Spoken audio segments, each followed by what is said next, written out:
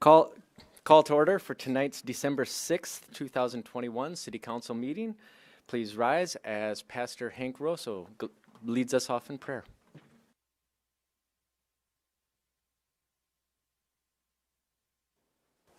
This mic, yeah, okay, good. Yeah, please join me in prayer. Our God in heaven, you're so good to us. Here we sit in this room with so many great things in common. I thank you, Lord, for the spirit of unity. I thank you, Lord, for the spirit of cooperation and thinking of others and putting them before ourselves. Lord, we thank you for this great, great community you've given us. Although it's not perfect, I can't think of, honestly, a better place to live in this chaotic world. Lord, we thank you for the services that you provide to our first responders, our police and fire personnel, Lord. We're so blessed to have people that watch out for us and keep us safe. Thank you for those who keep our streets in good repair, and each employee, we pray for a safe and a healthy winter. And we thank you for this time together and your spirit. In Jesus' name, amen.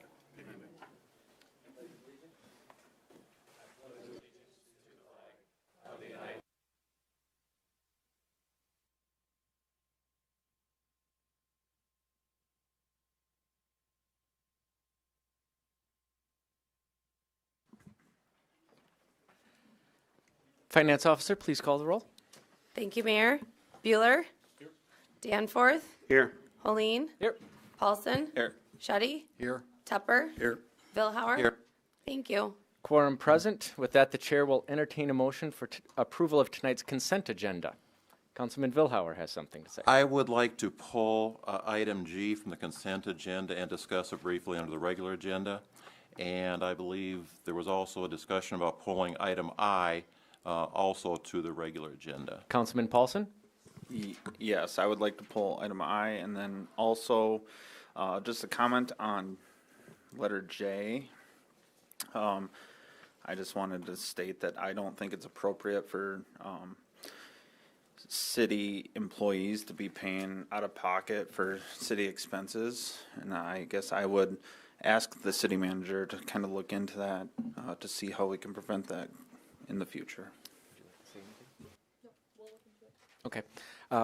Thank you, Councilman Paulson. I think that is a good idea to possibly allow some more flexibility to our city employees. Councilman Shetty, did you have something to say?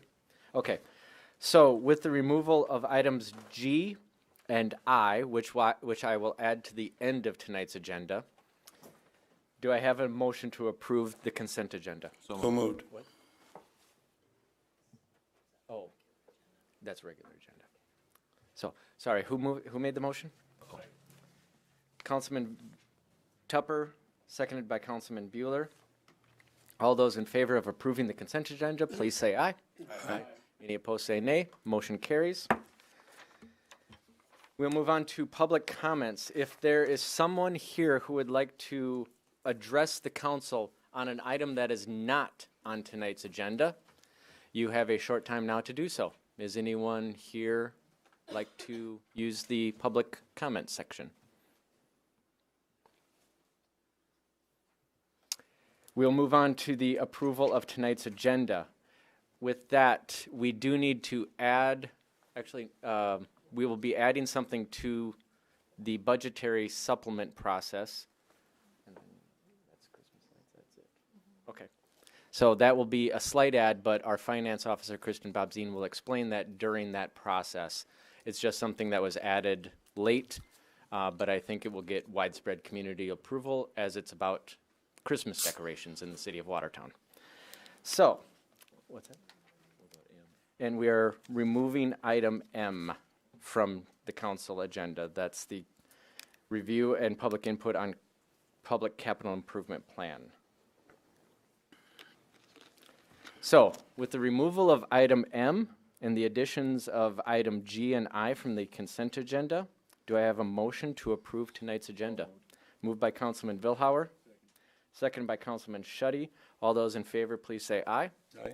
Any Councilman Tupper, you had a comment? I just want to recuse myself from item F, as there is a conflict of interest.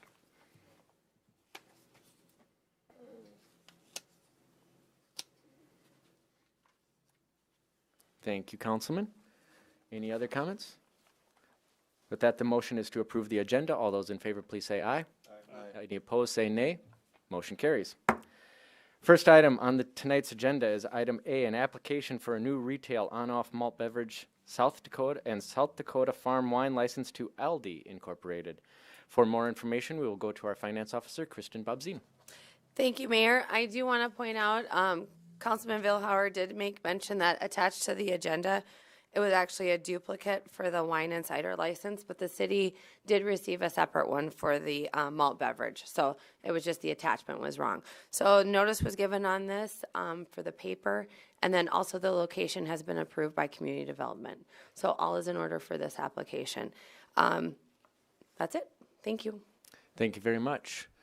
We'll now open it up for a public hearing. Is there anyone who would like to testify or any documents submitted for approval of this? Seeing none, is there anyone in opposition or any documents? Seeing none, I'll open it up for council action. I would like to motion for an approval of the application. Councilman Paulson, do you make that motion?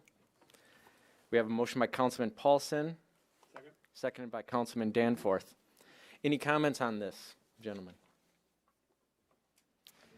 With that, the motion is to approve the application for a malt beverage and South Dakota farm wine license to Aldi. All those in favor, please say aye. Aye. Any opposed, say nay. Motion carries. Item B is an application for a new retail on-off wine and cider license and 2022 license renewal to Aldi Incorporated. For more information, back to our finance officer, Kristen Bobzien. Thank you, Mayor. Same on this one. The notice was given and the location's been approved. I did want to note, too, that this is actually for this year's, and then we did put the renewal in with it, as that it will be going to the state, and the renewal for this license actually begins in January. So we kind of wrapped it into one motion. So thank you. Thank you very much. Open it up to public hearing. Is there anyone who would like to testify on this in favor or against? Seeing nobody, a motion for, the chair will entertain a motion from the council to approve the application. Moved by Councilman Vilhauer, seconded by Councilman Paulson. Any comments on this? With no comments, motion is to approve the application. All those in favor, please say aye. Aye. Any opposed, say nay. Motion carries. Item B is an approval of a business license to Need a Ride as a taxi cab company. We'll begin our information gathering process by going to our, which one of you would like to go first? Our finance officer, Kristen Bobzien. Okay. Thank you, Mayor. This is for a new license for a taxi. Notice has been published into the paper. Also, the vehicle inspection and application was approved by the Chief of Police as required. So other than that, if there's any further questions, either Matt or myself can help. So thank you. City Attorney Roby, did you have something to add? Not at this point? All right. I will open it up for public hearing now. Is there someone or any documents submitted in favor of this application? Yeah. Just please come up to the microphone, make sure the green light is on, identify yourself, and who, if anything, you're representing. All right. I am Deborah Gagne.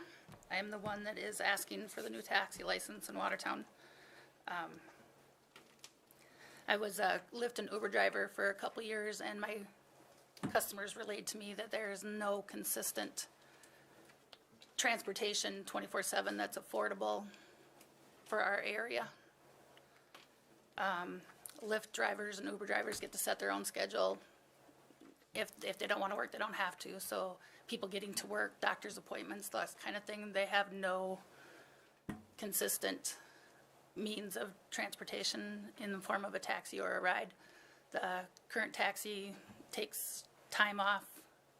I think they log out at like 10 o'clock on weeknights and don't come back on until 6 in the morning. We're a growing community. We have lots of events coming in and out that people need to be moved in and away from these events quickly. The airport has early morning flights. People have to be out there at 5 a.m. to catch their flight, and the taxi doesn't start till 6. There's late night flights, 11:30. Taxi's done by then, so they have no way to get to where they want to go. Lyft has been starting to charge exorbitant amount of fees, $120 to come in from the casino, $40, $60 to get across town. I don't think that's feasible for our area.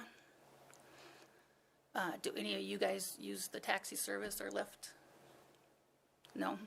So, we're talking with Mr. Roby, there's an old wives' tale, whatever, about Watertown, we can only have one taxi. I believe that's a false statement. Is that true? That's what you told me that. Oh, Sorry, please refrain from asking Okay. questions to the council and just keep it as testimony in All right. favor. If there's going to be questions, we will ask them all right, of you. I apologize. So I was for years, we were told that we could only have one taxi, and then I was told that that's not true, that we just have to prove that we need another taxi. There's not a list of what I need to show to prove that we need another taxi, other than just what people have told me. And the exorbitant prices that Lyft is charging, and the non-consistence of the current taxi. I'm willing to do all those, work 24/7. I have people lined up, ready to go. I have vehicles ready to go. I have a van that will be wheelchair accessible for people that want to go to movies on the weekends, or go out with their spouses for nightlife in Watertown. I had a wife approach me and say that she's excited because if her husband wants to go out and spend some time in the uptown area, that she can't drink because she's got to take him home, and she's excited that she might be able to partake in some events with him. And I think that's all I have for now. I might have a rebuttal in a minute. Okay, thanks. Thank you very much. We will keep actually that question for clarification on our ordinance to City Attorney Roby, but that will be after public testimony. So is there anyone else who would like to testify in favor of this? Mike Lawrence. I just want to say I agree with the Lyft and Uber prices to get into town. It was, I think, at 10:30 or 11 on the clock at night from my house to downtown. I think it was like $63 to get in from Lyft and Uber. I think if we have any opportunity to have somebody take a safe ride, we should do it. Thank you very much. Is there anyone else who would like to testify in favor? Hearing no one come forward, is there any testimony in opposition to this application? Please just identify yourself and who, if anything, you are representing. My name is Joe Moss. I'm actually a Lyft and Uber driver currently. Can I start off by maybe commenting about the prices Lyft has been showing? If that, I'll tell you what, you can testify, and if I think you're out of order, I'll let you know. Okay. I have noticed the prices as well as a driver. I don't agree with it. But I also have noticed that is when there's no drivers currently logged on. Now, once drivers log on, those prices come down to a reasonable rate, generally, around $10 here in, within town. So a lot of, as she stated earlier, there's not always drivers available. We do set our own schedules, and but when there are drivers available, prices are normally within reason. This is an issue I am gonna reach out to Lyft as a driver rep here in the Midwest region, because to me they are discouraging people from wanting to use the app when they do see prices, 60, 70. I mean, I saw it, just last week myself, just happened to look at it. I wasn't logged on driving Lyft at the time, but for me to go to my house and let's say I had a large group of people, I mean, it was going to cost me $75. At that point I'm going to call a friend, or, Lake City Cab or, whatever. So, as far as, up here, pleading my case of why I feel the license shouldn't be approved. The individual has been going through this approval process. This was on city agenda several weeks back. It was pulled from the agenda due to a violation that she had received for operating without the proper authorization. She has continued to operate without this proper authorization. And I just look at it as if we approve this, it's, as I stated in my email to you guys earlier today, it would be like rewarding a child for bad behavior. I'm not against another transportation service here in town. I just think it should be done within accordance of, city ordinances. Thank you. Thank you very much. There's no rebuttal. Is there anyone else who would like to testify against this application? The chair must inform the public that there was documentation sent by Mr. Moss that was dispended to the entire council. That does include some corroborating evidence regarding operation of the Need a Ride taxi cab company has been in operation for on and off for a while at least. So there was some corroborating evidence that was forwarded in an email that is an open record. Anyone can solicit that. And with that, seeing no further testimony, I'll close the public hearing and ask for a motion from the council. I'll make the motion just to get the conversation on the floor. Okay. Motion is by Councilman Vilhauer, seconded by Councilman Bueller to approve the business license to Need a Ride Cab Company. The chair would like to actually open some council comments and ask our city attorney, Roby, to explain a little bit more the taxi cab ordinance in town. Certainly, Mayor, thank you. As the applicant suggested, there may be some sort of thinking in the community that there's a limit to the number of taxi cabs that a hard number limit, I should say, is the number of taxi cabs we can allow to operate in the city. I'll just read the language verbatim. So essentially what the council has to find is that the existing public transportation service is inadequate, that public convenience and necessity require the commencement of the service proposed by the applicant, and that the applicant is fit, willing, and able to perform the proposed service. So essentially, the council has to find, based on what the applicant has provided, that the existing services aren't serving the community. And as to the reasoning behind that clause, I don't know how far it goes back. It goes back quite a few years, 20 to 30 years, I bet. But it is in our ordinance that a proof of necessity needs to be shown by applicants for a taxi cab service. Thank you. Any further questions or comments from the council? Councilman Vilhauer. Address this to City Attorney Roby. Matt, as I understand, we actually have a different set of standards or rules or an ordinance relative to what they call transportation network companies, the Ubers and Lyfts. Is that correct? Because I remember I was on the council when we approved that a number of years ago. That's correct, Councilman.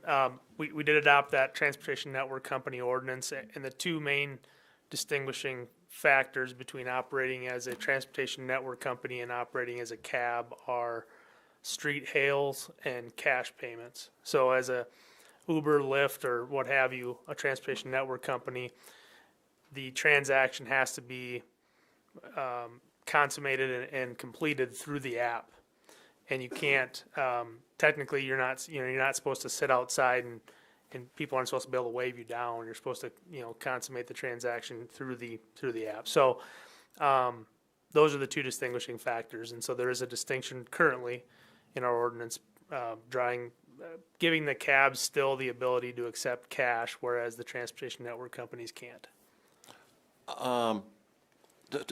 To me, we got I think we've all been hearing that we do have a need for better service in the community. At least I've heard it myself. I think some of my colleagues up here can say that too.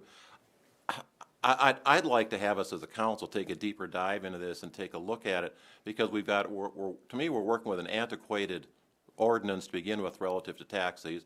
Then we throw in a different set of rules for transportation network companies. And I don't know what kind of vetting we do of an applicant for either one of those potential licenses. Do we have any kind of vetting process that what is that? I see nodding over there. What does that entail? For, what's that? Oh, yeah, Kristen can speak to this. Yeah, go ahead, Kristen. So for the taxi cab, there is a background check that's run on the applicant. The vehicle is inspected by the chief of police as well as the application's approved. For the networking, the Lyft and Uber, that background process is actually done through them, and they provide a list of their approved drivers. And then if there's violations, those drivers are changed. So the city does know who's the approved drivers on those. Okay. I guess I'd like to, as a council, I'm not sure what we do with the applicant that's before us tonight, but I guess I would like to suggest that we do take a closer look at this. You know, maybe get a couple council members and staff and, you know, representatives of the companies affected here, and just see once what we should be doing or can be doing, or what other communities are doing. So that'd be my recommendation. I guess I'll leave my comments at that. And as far as the applicant itself, I'm not sure what our options are tonight, because whatever we might do down the road might impact the applicant as well. So I guess I'll cut it off at this point and, you know, see what other discussion we have on this. Any further questions? Councilman Paulson. Thank you, Mayor. I do want to agree with Glenn, or Councilman Vilhauer on this. I do think, obviously, there is a need in this community for more reliable service. But I do think that this ordinance is outdated and does need to be looked at. And we have an applicant before us that has shown repeated violations of operating without a license. So I guess, you know, if I were to vote today, I would vote no. Not because I don't see the need, but because of how it's written. I do think that repeated violations shows a disregard to our city ordinances. So I think looking at it possibly before voting would probably be a good idea in my eyes. Any further questions? Councilman Danforth. Mayor, can I ask a question of Attorney Roby, and then Certainly. Can I approach or ask the applicant some questions? I was hoping to bring her back up. Okay. Matt, when it comes to the difference between a TNC and a cab, two primary things being can't hail a TNC where you can a cab. You can use cash on a cab, but not, you have to use the app. Is that really something that we have come up with, or did we just approve the no hailing and use of the app because that's how the TNCs operate? Do we really care on either of those items? Well, as far as whether we care or not, that's what you guys are elected to do. but the so when TNCs came to be and branched out into all these communities across the country, obviously they knew that the existing system was a taxi cab system, and I think what they found is that in order to make it most palatable for communities to create this mechanism for them to operate was to kind of carve out a place still in the marketplace for licensed cab companies. So whether we care as a community or not, I don't know. But as it is right now, that the cab is still allowed to do those two things, whereas TNCs aren't. It allows them to have kind of two separate spaces they can operate in. But I will say that the actual ordinance that we adopted for TNCs it's very similar to the ordinance that was adopted in most communities across the country. It was provided by the industry, and we tweaked it to our ordinance. Okay. Thank you. Councilman Danforth, did you have a question for Mrs. Yeah. Deborah Gagne? Deborah, but you've operated a cab company. Was that in conjunction with you being a Uber or Lyft driver? I have not operated a cab company. I have a license through the state to transport people for hire, and I'm using it as a shuttle. I shuttle people around. I do not have a taxi or a cab. The offense that Mr. Paulson was talking about is what Mr. Roby was trying to explain, that if we are on Lyft and Uber and we accept a cash tip, that says that we are operating an unlicensed taxi. And Mr. Moss, when I told him about that, said that from now on, he's just gonna tell people to lay the money on the seat instead of taking it in his hand, which to me is the same thing as accepting cash as a tip. And I forgot where I was going, I'm sorry, you guys are making me nervous. So, And there was only one offense, not repeated offenses. And that was just a misunderstanding, because Lyft tells us that we can take cash tips, but the city says we can't. And nobody tells us that ahead of time. Not all the Lyft drivers that I talked to since I talked with Mr. Roby, none of them knew that. City Attorney Roby, I know that there was an agreement reached between you and, how would you like to be referred to? Deborah's fine. Deborah? Yep. Between you and Deborah regarding an offense. Could you please tell us how that was rectified?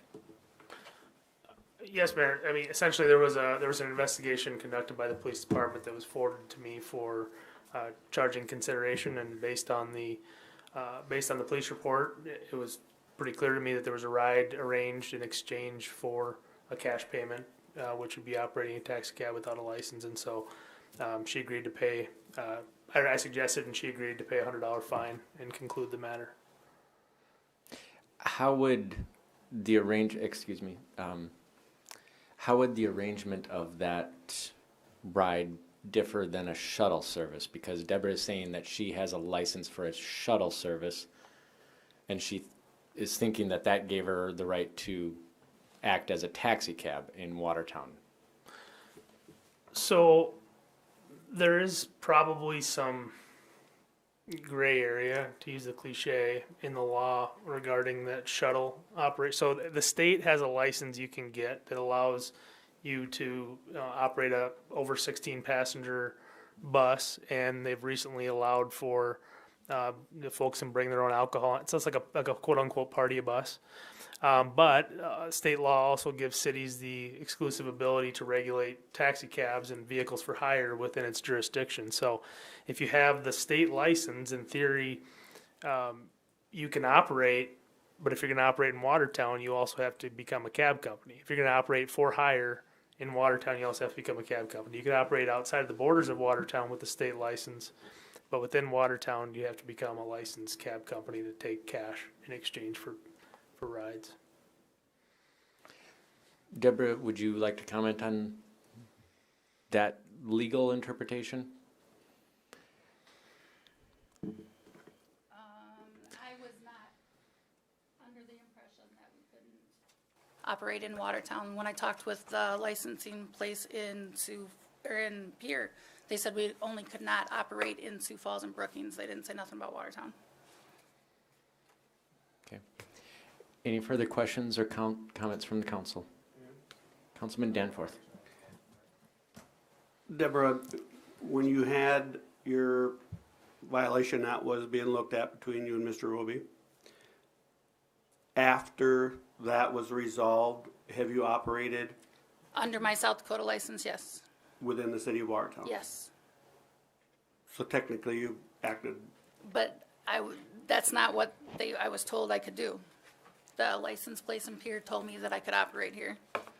And I asked Mr. Roby, and he said it was unclear. It's an uncharted territory. He didn't. And I also told him that if I was doing something wrong, that if he let me know, I would stop it. And as of tonight, I had not been aware that I was doing anything wrong. I got one more question. Follow up, Councilman Danforth. To me, shuttle gives more of an impression of a larger body of people. Don't know what that number is. Not one person from here to there. That, you know, is there a distinction in when you are a shuttle,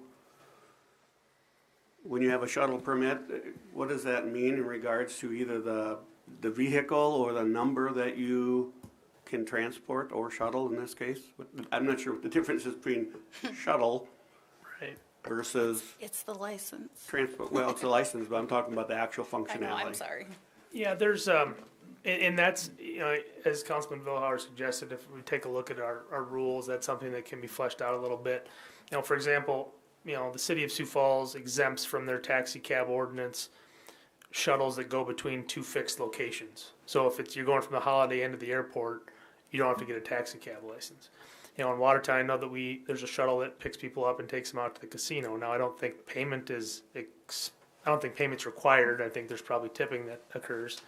But, that's another area where you go, well, should they be required to get a cab or should they not? I mean, I think what our ordinance was written, it really begs for more clarity, because really what it's kind of saying, a cab when you see it. It's basically what our ordinance is saying. Like, hey, if you're calling up a cab for a ride, you're paying in cash, that's a cab. It probably needs more clarity as to what we're actually going to consider a cab or not, especially if these shuttles are operating in the community. Any further questions or comments? Councilman Shetty. Thank you, Mayor. Thank you, Deborah, for your. It is a need to have after hours, if you will, so being willing to drive over, in the middle of the night. And I'm also willing to do whatever you guys come up with the new rules. I will adjust and do whatever y'all want me to do so that I can get people safely to where they need to be affordably. And I do appreciate that. That said, just to get clarity, even for myself here a little bit, I don't want to make it feel like you're on the spot, but just trying to get clarity. The lift, when someone goes to contact, I've never contacted a lift as far as I'm aware of. And I think, I guess in Phoenix one time. So, but how does that process work? They contact through the lift, through the app or whatever it is, and then whoever may show up. Yep, if somebody's on duty. Okay. Have you ever used that process to, once you've met with them, to switch it over to your shuttle? No, I quit Lyft when they started doing the huge fees. Okay, so how long ago was that? Like 3 months ago. 3 months ago. Okay, so you've been doing the shuttle service. Yeah, for the well, last I was 3 doing months. Uber for a while, just Uber, and then I switched over to the shuttle. Okay. I'm aware, I have some friends I know that did use that, and then you moved them over to the taxi service once they got a hold of you through Lyft. I mean, so I'm aware of some things like that you've. I know your intent's probably good, because you want to try to provide a service that we need. I just want to be sure we don't have any undermining, intents that aren't being brought to light, if you will. Okay. Just, you know what I'm saying? I'm aware of a few things like that, where once I think that's might have been what we addressed with that fine that I paid. Well, no, this was Okay. never caught on, by any authorities. All right. But, even I know someone who just got your card here just a few days ago, soliciting for the taxi part of it. I don't have any cards that say taxi. Well, or shuttle, I Yep, suppose. shuttle. I have the limo that should be here soon, and the bus. Sure. And again, I'm not sitting here to try to be some kind of a, accusational. I just want to make sure we're clear, because we do want to try and do things with integrity. Yep. I mean, I know that I myself, That's why I'm trying to get the license. I've rolled through a stop sign and was thank goodness I didn't get caught, right? It's just I think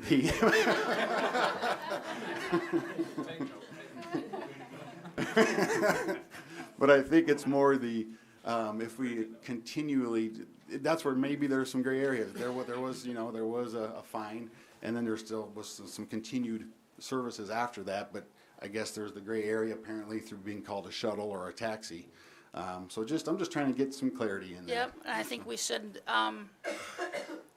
get rid of those gray areas, have a specific list of things, and when they examine the cars, inspect the cars, they should say what needs to pass, what doesn't, age, that kind of thing. That stuff all needs to be clarified. Chair would like to clarify one thing. In the evidence that was provided to the council prior to tonight's agenda, or prior to tonight's meeting, the card that has been distributed from Need-A-Ride says Need-A-Ride Transportation Service. It does not say taxi on it. It says Party Van, Limo, Shuttle. Just wanted to read that out. Can interpret that how you will. Deborah, one question for you before I let the rest of the council. Do you happen to have your license from the state of South Dakota with you? It's on my phone. I would very much appreciate seeing that. It might take a second, I apologize.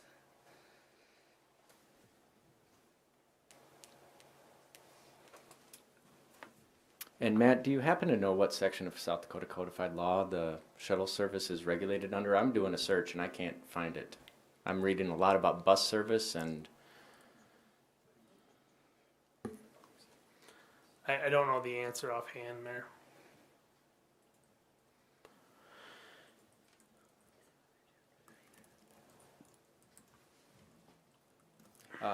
While she's looking, any further comments by the council? Yes, please, Councilman Thank you, Villar. Mayor. I'd like to ask a question, I guess probably of you, Matt. I mean, if we were to table this application tonight, I mean, first of all, can we just table the application tonight and then do a deeper dive and bring it back in a reasonable time? I mean, that is an option that we can do. Yes, Councilman, that would be an option if you made a motion could be made to postpone to a date certain. I would like to do that. I don't want to leave the applicant twisting in the wind out there. Okay, let me ask this also. If we were to postpone it to a date certain, what will Deborah be allowed to do in the meantime? Again, Councilman, it's my understanding that in the city of Watertown, regardless of the license that she may have from the state, in order to operate a vehicle for hire, unless it's a transportation network company, she would need a taxi cab license. And so any operation of vehicles in the city in exchange for cash payments or picking up people if they call her cell phone or taking street hails, unless I'm proven wrong in some, I'm willing to be proven wrong, but that's my understanding of the law, is that until she has a license to operate a taxi in the city of Watertown, she can't do those things. Okay, if we were to make sure I don't lose my train of thought here now. If we were to table the application to a point certain, but in the meantime, we're going to be looking at possibly some ordinance changes. That isn't going to make that tabling to a certain date feasible. Go, absolutely. So give some of you off the hook here. Well, and I'm just thinking out loud. I understand the desire to table so that we can vet the ordinance a little bit further and perhaps bring it up to a more modern standard. But I'm not sure that doing that addresses what I believe are potentially the issues that we've discussed related to this actual application. So I think we're talking about two separate things. The application itself and what you all want to do with that, and future authorized to services that we may license, it authorizes me to want to transport have people for hire. offered in our community. I think I can find that one faster. That was a lot of words. I don't know if they made sense or not, but it's we're conflating two separate issues, I think. So. And I have an app that people can order their rides through. So it'd be the same thing as Lyft and Uber. But then you would also be under regulations of our Lyft and Uber regulations, which you're not under. But I could be. But you're not. But you have the app, so you're I acting as one. No, I have an app for the shuttle service, so it would be equal to Lyft and Uber. Okay, City Attorney Roby, looks like you had something to say, and if not, I have a question for you. Well, I was just going to say, I mean, that just like anybody else, there's nothing preventing anybody from creating the next Lyft or Uber. And once somebody does, they can apply to be a transportation network company. Okay.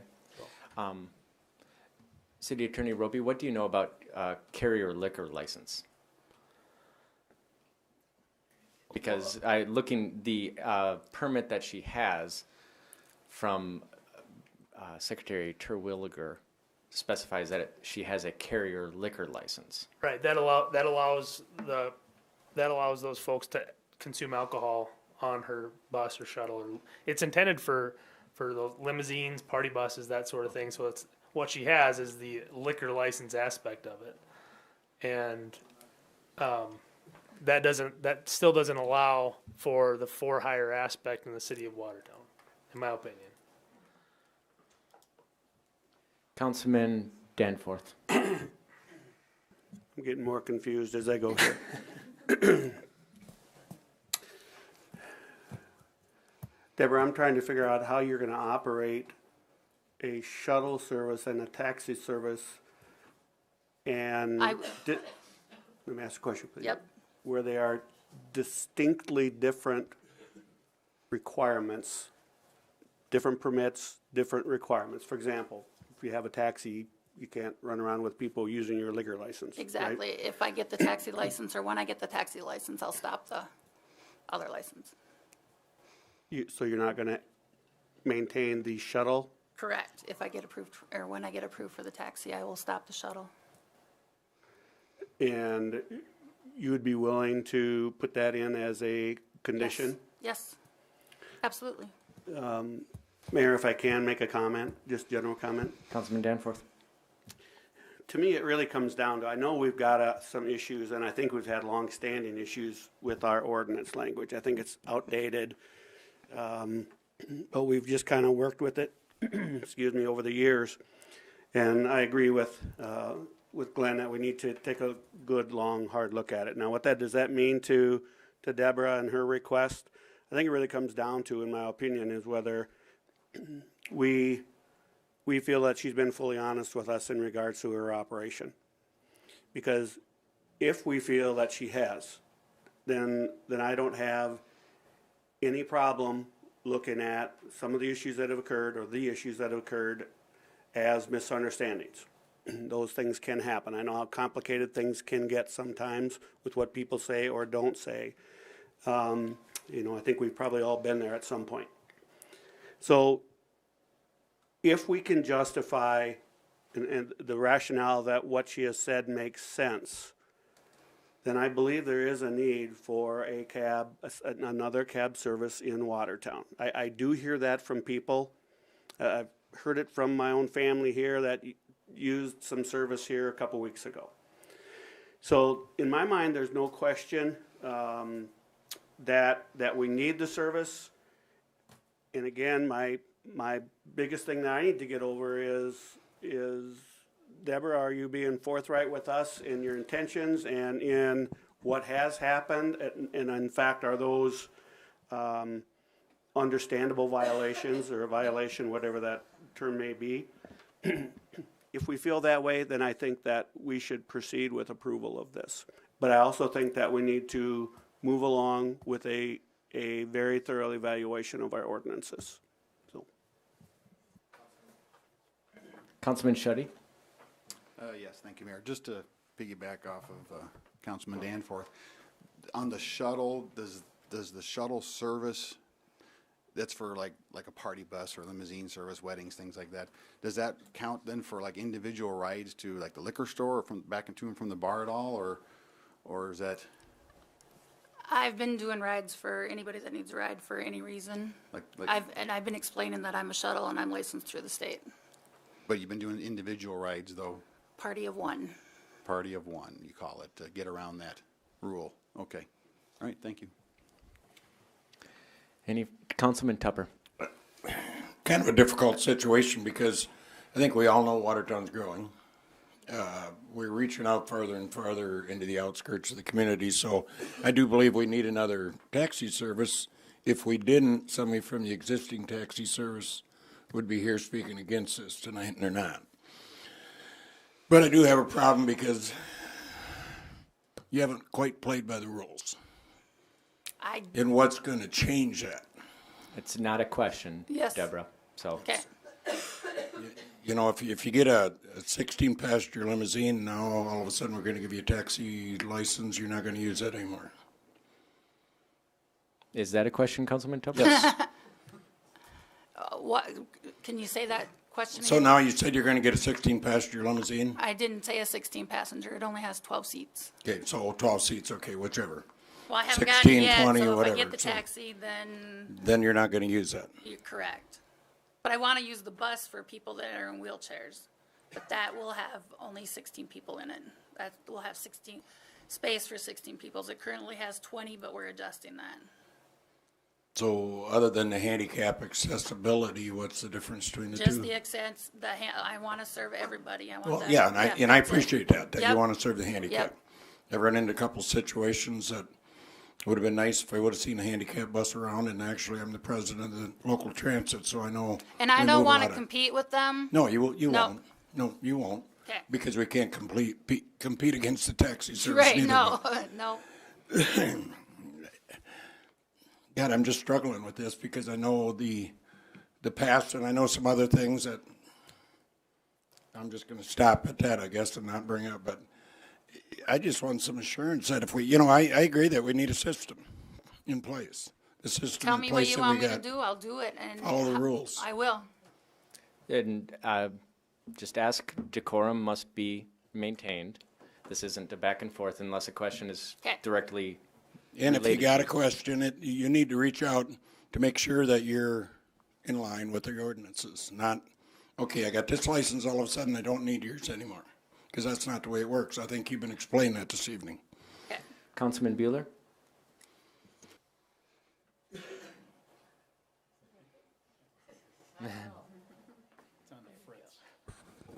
My mic's, maybe that's, I'm not supposed to talk, I guess, I don't know.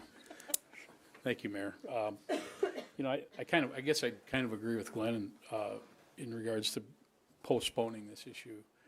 I hate to do that to you, because I know you'd like to get going. I feel for you. And I think from your testimony, it sounds as though we do need this service. We need additional service for the community. I agree with that. I think it's incumbent upon us to try to resolve any issues we've got with this ordinance. So I would recommend perhaps that we postpone this until we have an opportunity to review this ordinance and make any necessary changes, if there are any necessary changes that need to be made. And you could have you reapply if that works for you. Well, whether it does or not, I'm sorry, but that's my opinion. So I think that would be a good direction for us to go. That would be the motion that I would make. Okay. Before we accept a substitute motion, Councilman Tupper wanted to speak. What do we do in the meantime if the existing taxi service were to just quit running? Then we're leaving our residents without service at all. Actually, City Attorney Roby can correct me if I'm wrong, but in the ordinance it says that the taxi should be operational 24 hours every day. Excuse me, I'm sorry. But City Attorney Roby? Yes, Mayor. As long as they're still operating, but I think what Councilman Tupper Yeah, might be if- referencing is if they go out of business or Yep. quit operating entirely. But yes, as a currently licensed cab company, that is one of the requirements. That they're required to be available 24/7. And Which then they also- haven't been. Sorry, Councilman Tupper. But if the current cab company goes out of business, then it basically opens up for another cab company to come in, because as weird as South Dakota or Watertown law is, we basically are granting a monopoly right now unless a need is justified. That's the way that the law is written right now.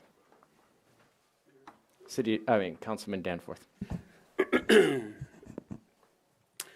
I don't see the value in delaying an action on this personally, because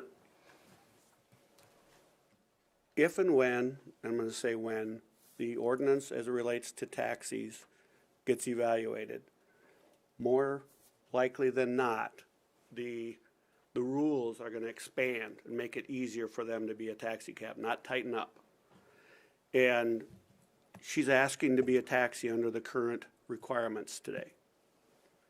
And that requirement is, do we need it? That's our discussion. Now, again, the whole issue of whether it's been in non-compliance or in violations is a whole nother issue. But I can understand to some extent where some of the misunderstandings can occur. I also think that that's probably, some of it's been a stretch, Deborah, from what I've been hearing from others also. And I'm not sure that that's fully been vetted here. But that's needless to say, if if we table this to take a look at the whole thing, a taxi license is probably going to be expanded, and it's going to be easier to get, it's going to have easier rules versus where we are today. If it was going to be the other way around, where we're going to tighten them up, then I'd say, well, maybe we should, because that's important to make it more stringent. I don't see that happening. I see where the whole taxi scenario service, the transportation service is going to get looked at, and should be clearer, and it probably should be easier for people to do business in Watertown and to use them. I don't see the value in extending this. I think it's either a thumbs up or a thumbs down with a request. We continue to go down the road of evaluating the ordinance. So, Councilman Vilhauer? And I was one that threw out the idea of extending it, but after thinking through it, and City Manager Mack also chimed in at the same time, I don't see either the need to delay or defer or extend the application. So I think we do, in my opinion, I think we need to act on that tonight. Now, the question I've got is, let's say it's turned down, and in the meantime, we revise take a deeper dive, revise our ordinances. There's nothing that would prevent Deborah from coming back at a later point, at a later time then, and reapplying under whatever we have as an ordinance that time. Is that a fair statement? Correct. I'm not aware of anything that would prevent her from reapplying at any time. Okay. Okay. No, I would like to see, in fairness to Deborah, act on this tonight, but then take a deeper dive into what we need to go do from here. Any further comments or questions? Councilman Paulson? I'm sorry, this is time for council deliberation. Thank you, Mayor. I guess to expand a little bit further, not only does the applicant have to propose a service by telling us that there is a need, which I think she has clearly done, but the applicant also has to be fit, willing, and able to perform this proposed service. And I'm just bringing that up because there is a second side to that. So I think we all can agree that this service is needed in this community. I guess it comes down to, obviously she's willing, otherwise she wouldn't be here. But we have to figure out if we find this applicant to be able and fit, I think is where we're sitting. And I agree that we shouldn't be postponing this. Any further comments? Actually, Deborah? I do have. It's out of order to address the council or to interrupt. This is time for council deliberation, council questions. With that said, I want to be fair to you, and I'm kind of breaking my own rules, so you can ask, let's say, don't make it in the form of a question. What was your comment?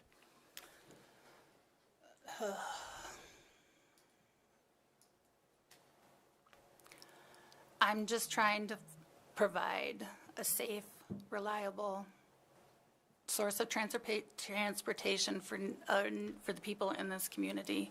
If we don't approve me tonight, there's going to be many people in this community that don't get where they need to be when they need to be there. I got it. And Councilman Shetty. Oh, if you want to finish. And if we could do a temporary permit, 6 months-ish, then we won't be in any rush to get everything done and organized and put together the way we should have it done. I'd be willing to do that too. There is no mechanism under Watertown Ordinance to allow for a temporary permit. That it would be one of the things that we could look at while we do a deeper dive into our city ordinance. Councilman Shetty. Thank you, Mayor.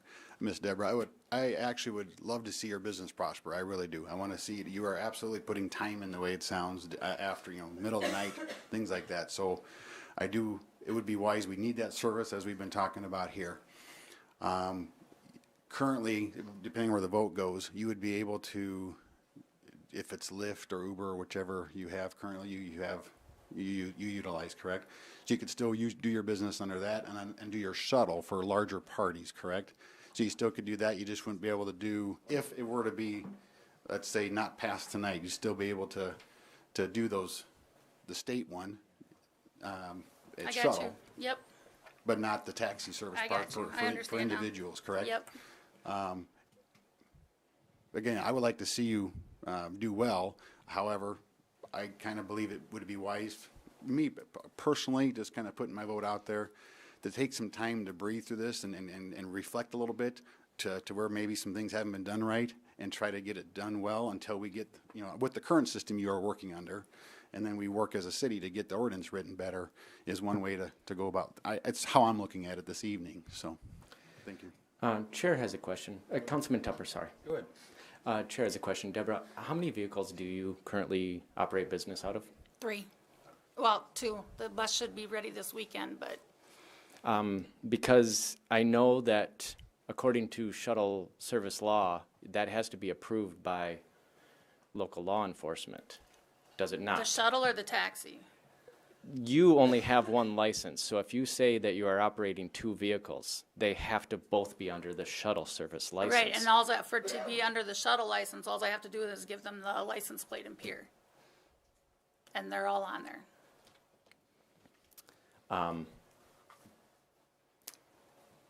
City Attorney Roby, or I actually see our Police Chief Toomey in the background. Police Chief Toomey, would you like to comment on this to clarify?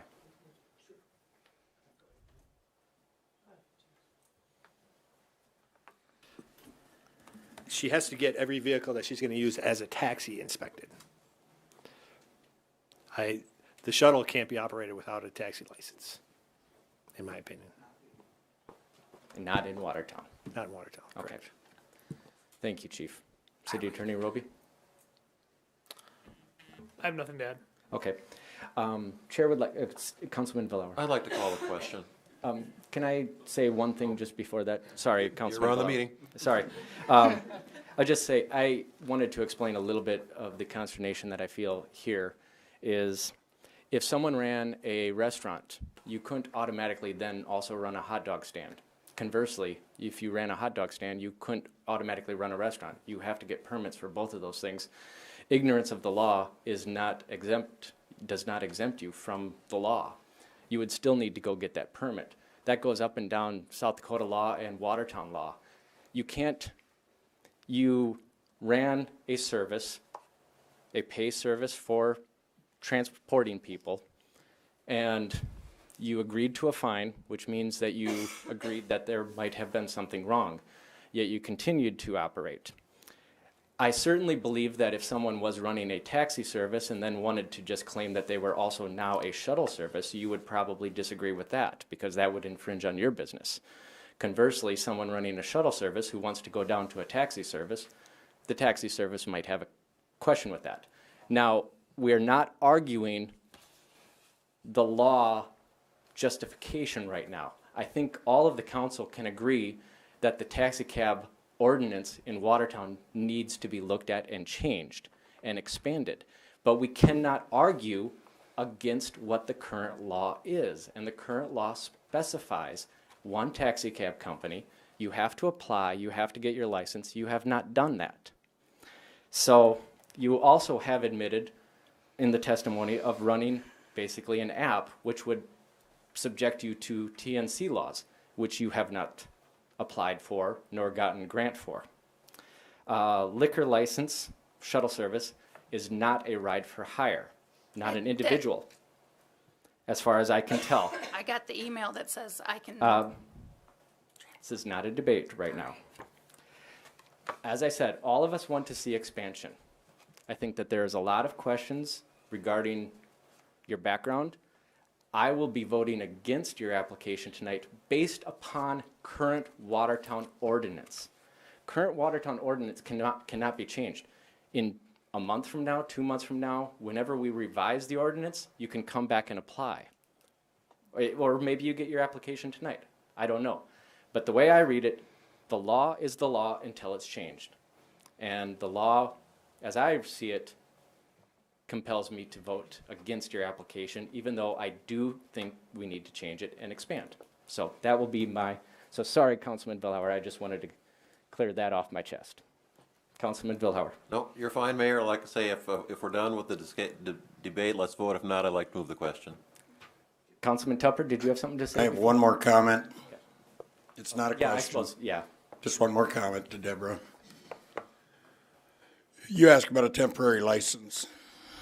And the mayor has explained that to you, that it can't be a temporary license. Well, I somewhat disagree, because if you continue to do it the way you want to do it, and not by ordinance, it will become a temporary license real shortly. Okay. Okay, one last comment, Councilman Danforth. Sorry. Because here's my question. If we have somebody in violation, and Mayor, I'm just gonna go to what you said here, and I understand where you're coming from, but if I understand you correctly, in supporting our ordinances, that really comes from the form of her violating our ordinances, really not what the language of our ordinances are, because tonight, she's here trying to comply to our ordinances. So my question is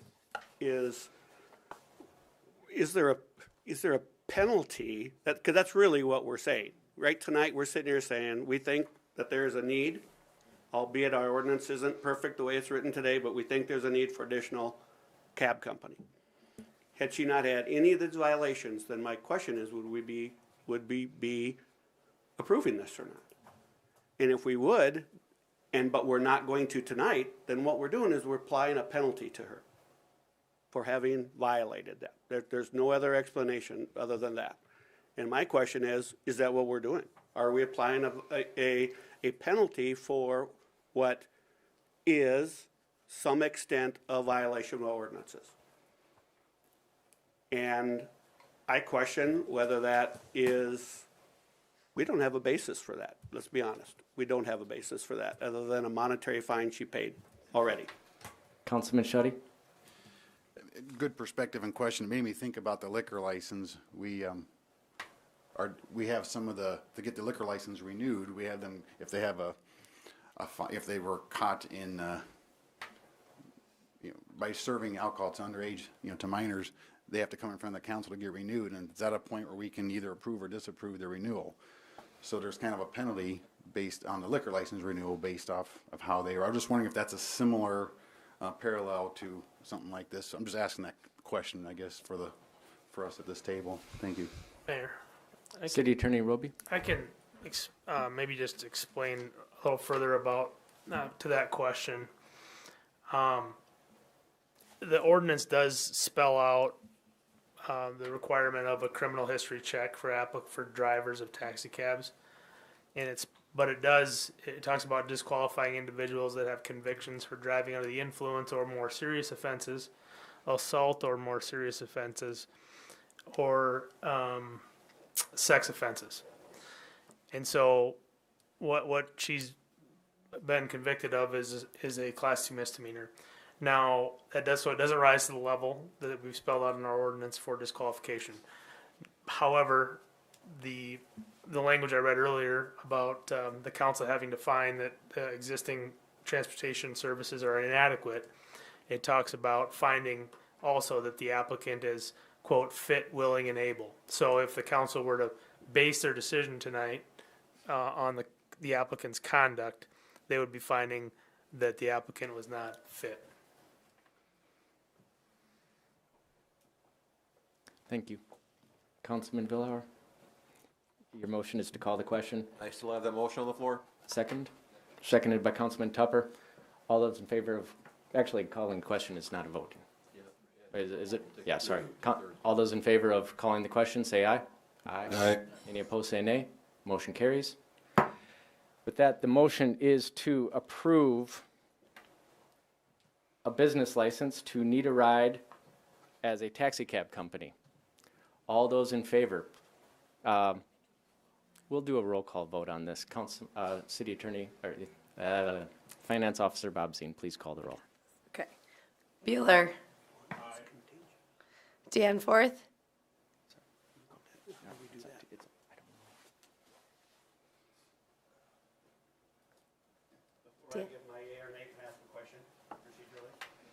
Okay.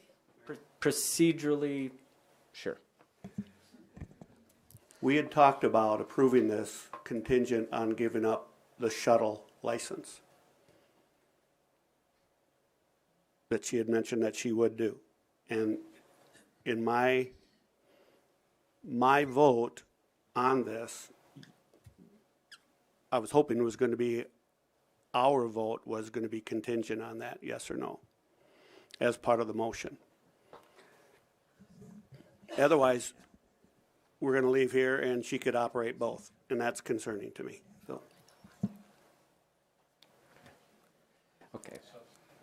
Okay, we already have a motion, we've already begun voting, we can't do that. Immediately after the vote, if you would like to bring that back up as a motion to reconsider, you can do that.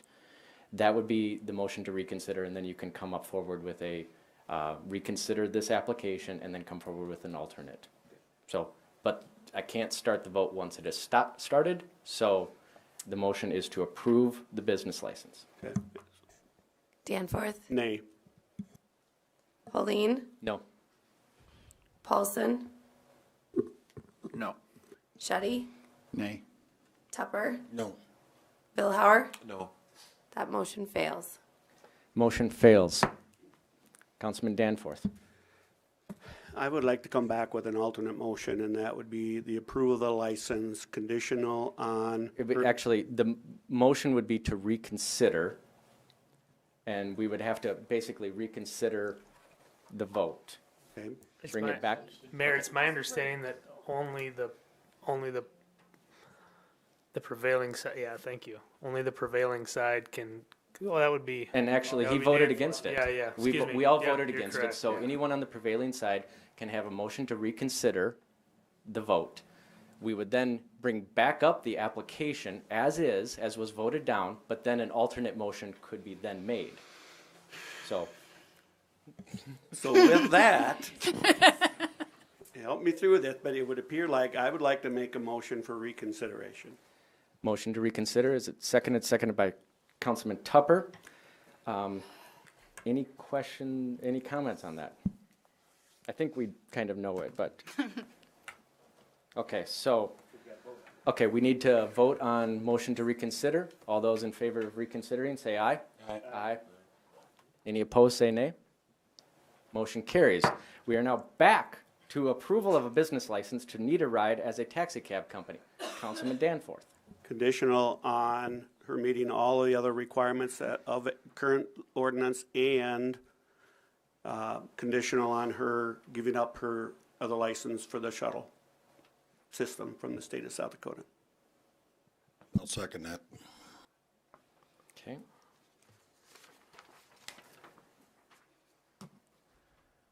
How would you say that, Finance Officer Babzine? I will just put it in exactly how you. Okay. Would you please read that back? Oh my, really? Motion to approve contingent upon giving up the state license.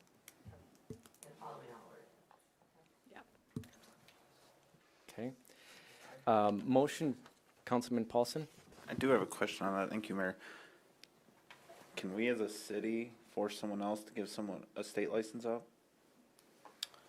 I will voluntarily do it. Mayor, Yes, please. I guess City I'd make two comments. One, just for clarity, there is nothing prohibiting the applicant from being operating with this state carrier license as well as a city tax cab license. In fact, I just read through the Sioux Falls ordinance just to refamiliarize myself with the way they do it down there. But again, it reaffirms my understanding of the law that even with that state license, to operate in the city requires the for-hire license by the city. So that's the first thing I'll say. Second thing I'll say is I don't see a reason why not. And basically how that would be enforced is if we came to believe that she was still doing both and we investigated it and it turned out she was, then I don't see a reason why we couldn't make that conditional.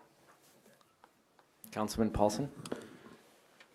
I'm going to ask Chief Toomey a question based on his comments previously on how he viewed both vehicles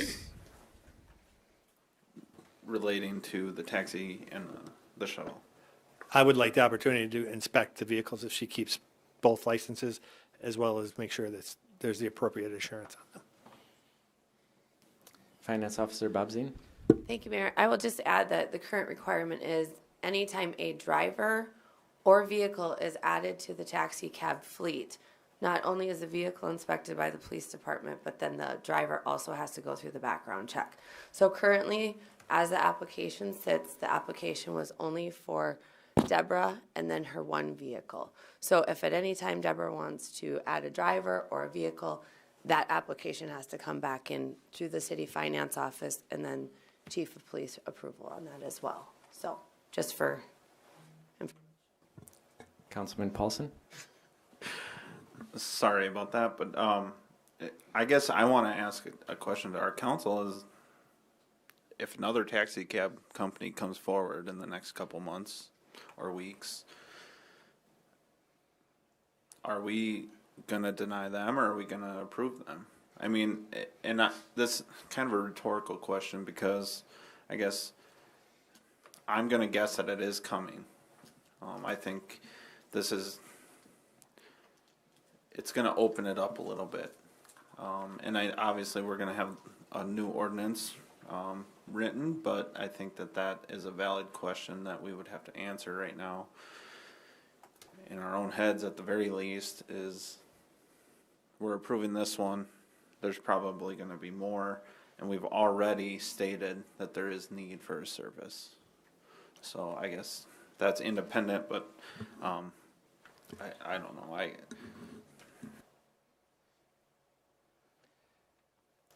Any further comments? Can I make a statement? Finance Officer Bob Zine. Mayor, the only thing I will add is that Councilman Shetty talked about with the liquor licenses that if there's a violation, they come back. There's also, I think, and Matt can correct me as the attorney, but there's also language in there that at any time that the council issues a license to anybody, if there is a violation at any time, you can remove that license. It's at your discretion. So if this license would be approved tonight and there's a violation, and at any time, the council does have that authority. So.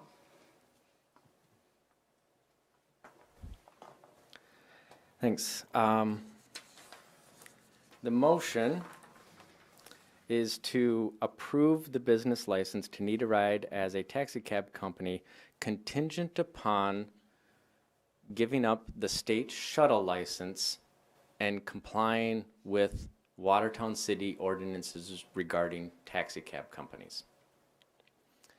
That motion was made by Councilman Danforth, seconded by Councilman Tupper. All those in favor will say aye. All those opposed say nay. Finance Officer Bob Zine, please call the roll. Okay. Bueller. Aye. Danforth. Aye. Holeen. Aye. Paulson. No. Shetty. Nay. Tupper. Aye. Vilhauer. No. Helene votes no. Holeen to no. That motion fails. Motion fails. Item D, second reading of ordinance number 21-44, amending the zoning map of the city of Watertown. For more information, we'll go to our Community Development Manager, Stacy Bungard. Thank you, Mary. Good evening, Mayor and City Council. I'll pull up a map here. Okay, so the applicant has requested to rezone the property that is highlighted right here from the C2 district to the I1 district. You can see here it does abut the I1 over here. It also does abut residential, the R2A residential district down there. Property address is 604 First Avenue Northwest, and it does contain, this parcel has several lots, but it does contain just over an acre, and it does meet the minimum size requirement in that I1 district. The applicant has proposed this rezoning in order to meet the uses that they foresee in the future with this current building. There are about 8 residential zone properties here, and as you can see, it's a bit of a mixed-use area. The Plan Commission did unanimously recommend approval of this, and this rezoning request is supported by the comprehensive plan. Thank you very much. Chair will open a public hearing on this. Is there anyone who would like to testify in favor of this?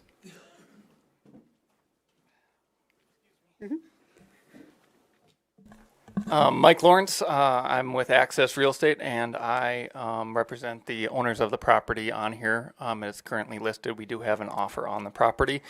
The property has and is operating as a use of an I-1. It is a commercial, or it is an industrial building in nature.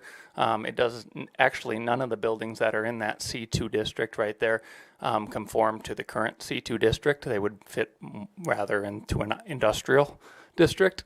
Going back to when the R2A was rezoned, that was a C2 property. That was they brought into conformity into a closed district, the R2A. You know, going back to the comprehensive land use, that actually went against the comprehensive land use at that time. You guys have adopted the comprehensive land use twice with this as an I-1 property, saying that it goes. I understand that sometimes there's exceptions made to the rule.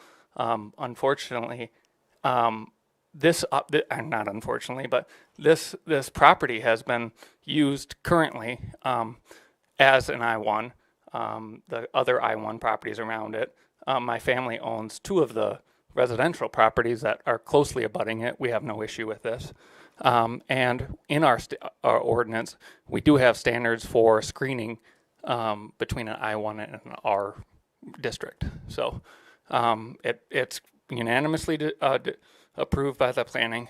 Sorry, gotta breathe. And unanimously approved by the planning, and it's been approved in the comprehensive land use by the council twice. I just feel like it follows the rules and it should go that direction. Thank you. Anyone else like to testify in favor of this? Would anyone like to testify in opposition? Chair will close the public hearing and open it up for council action for approval of the amending of the zoning map. Make a motion by Councilman Schutte. Second. Seconded by Councilman Tupper. Any comments on that? Councilman Schutte? Thank you, Mayor. Question. Councilman Schutte made the motion. I'm sorry. Gets first precedent. Finally, I beat him to it. This maybe just be for me, just to get to understand more about the C2 versus the I-1. Is there a major difference between the two, or what are the differences, I guess, between the two, and what impact does that have for that neighborhood, if any, I guess? I can answer that. So the C2 district actually has lighter or less intrusive types of uses, and then the I-1 is the light industrial district.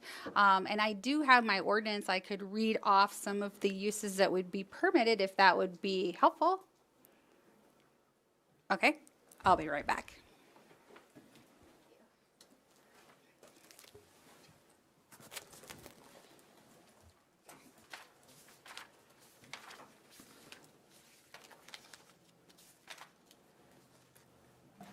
Okay, within the C2 district, we have a list of 8 permitted uses. They are neighborhood retail establishments, an automobile parking lot, a bank or a financial institution, service establishments, public utilities, an office building, a recreational use or a recreational facility. We do have some conditional uses that range, the conditional uses would need to have approval by the Board of Adjustment. They range from a car wash to a hotel to a restaurant, to apartments, clinic, assisted living, those types of uses. So that is what the property is currently zoned C2 local commercial district.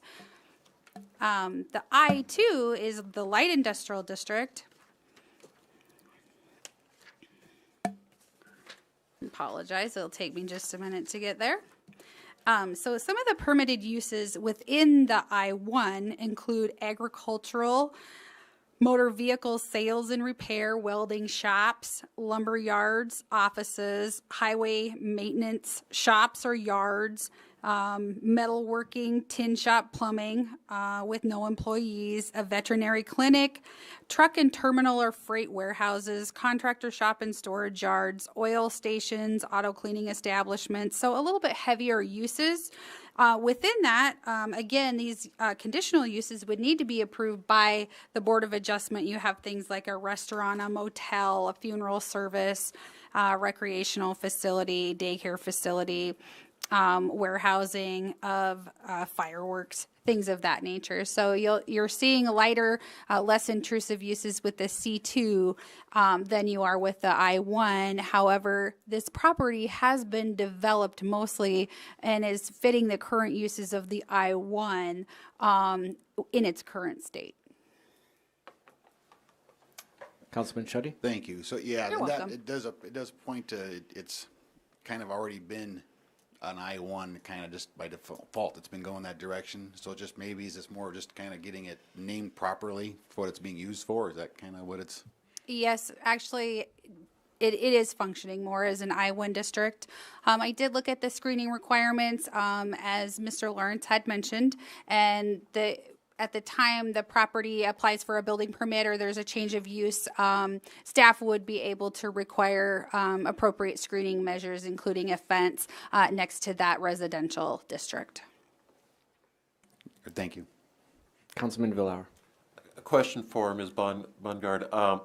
Neighboring residents were contacted as this was coming forward. Any objections from anyone?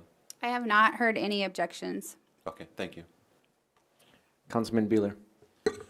Thank you, Mayor. Just a comment in regards to Mr. Lawrence's comment regarding the comprehensive land use plan. Just in the process of reviewing and changing the master plan, unless it's singled out or focused on a specific property or a specific area, that comes to us after the Planning Commission decides this is a good plan, and we approve it. But they're not typically going to drill down to each little tiny location. That I just want to make it clear that by us approving the comprehensive land use plan, we didn't do that with the idea that that property was focused on by the Planning Commission. Just want to make that clear to the rest of my fellow council folks. And we've seen this many times where we've had an adjacent property that has been used in that type of use for a long time. Personally, I don't see an issue with this one, but we do have to always be on guard for these different zoning designations because of the future. I mean, what can come in there? Do we want a welding shop in there? Just everybody needs to be aware of that as we move forward. But personally, I think this probably fits. It's been there for a long time anyway. Thank you. Thank you. Any further questions or comments? Councilman Shetty? I guess, yeah, those are the unknowns. Thank you, Councilman Bueller. I mean, for example, in that ward, that's Ward C there, and the ward I represent, there was no one from that neighborhood that brought anything against that.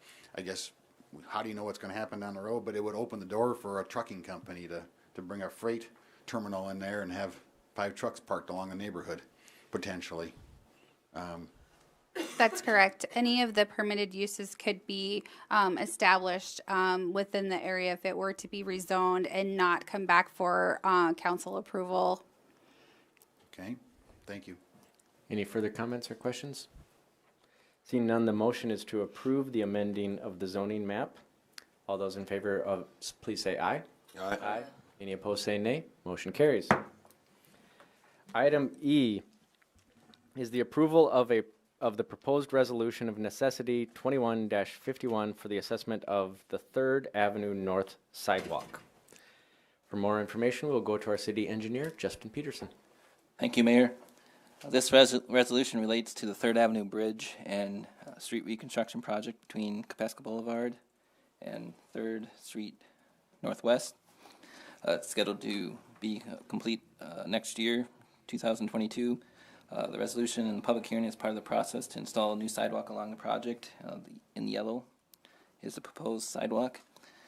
And letters were sent out notifying the residents. Thank you.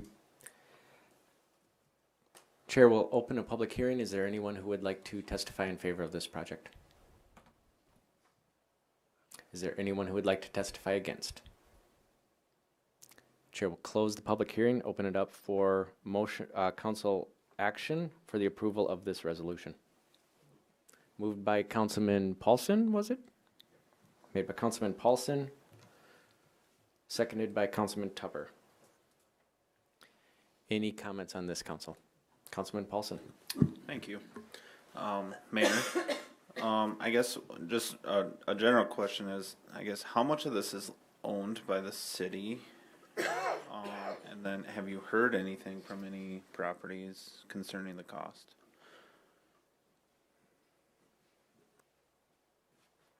Just please identify yourself for the people at home.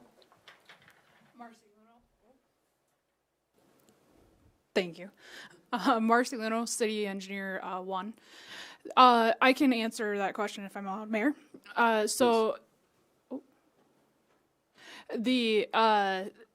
We have over half of it is city-owned. The parks abutting this, along both the north and south side and the west side of the project, are all city-owned property. There's also a section on the east side that's city-owned. We have had numerous landowners express that they are concerned with the assessment of this. They expressed to me, even though no one has came on tonight, that they are not in favor of the sidewalk on especially the south side. Does that answer your question? Thank you. Any further comments? Councilman Billhauer. Marcy or Justin, this is exactly the same, what we did for this year from Highway 20 to Kempesca Boulevard relative to sidewalks, correct? Yes. On the other stretch that we did for the mill and overlay, we only did sidewalk on the north side, right. That's as right. there was existing on the south side Okay. already. Refresh my memory.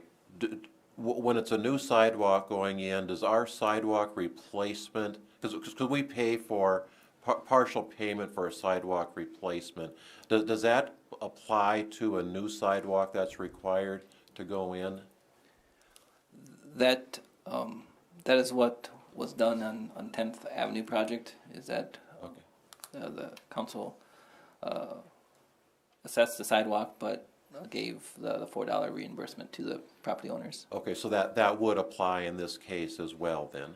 Yes, and it does apply because it's an existing neighborhood. It wouldn't apply if it were a new development. Sure. Okay.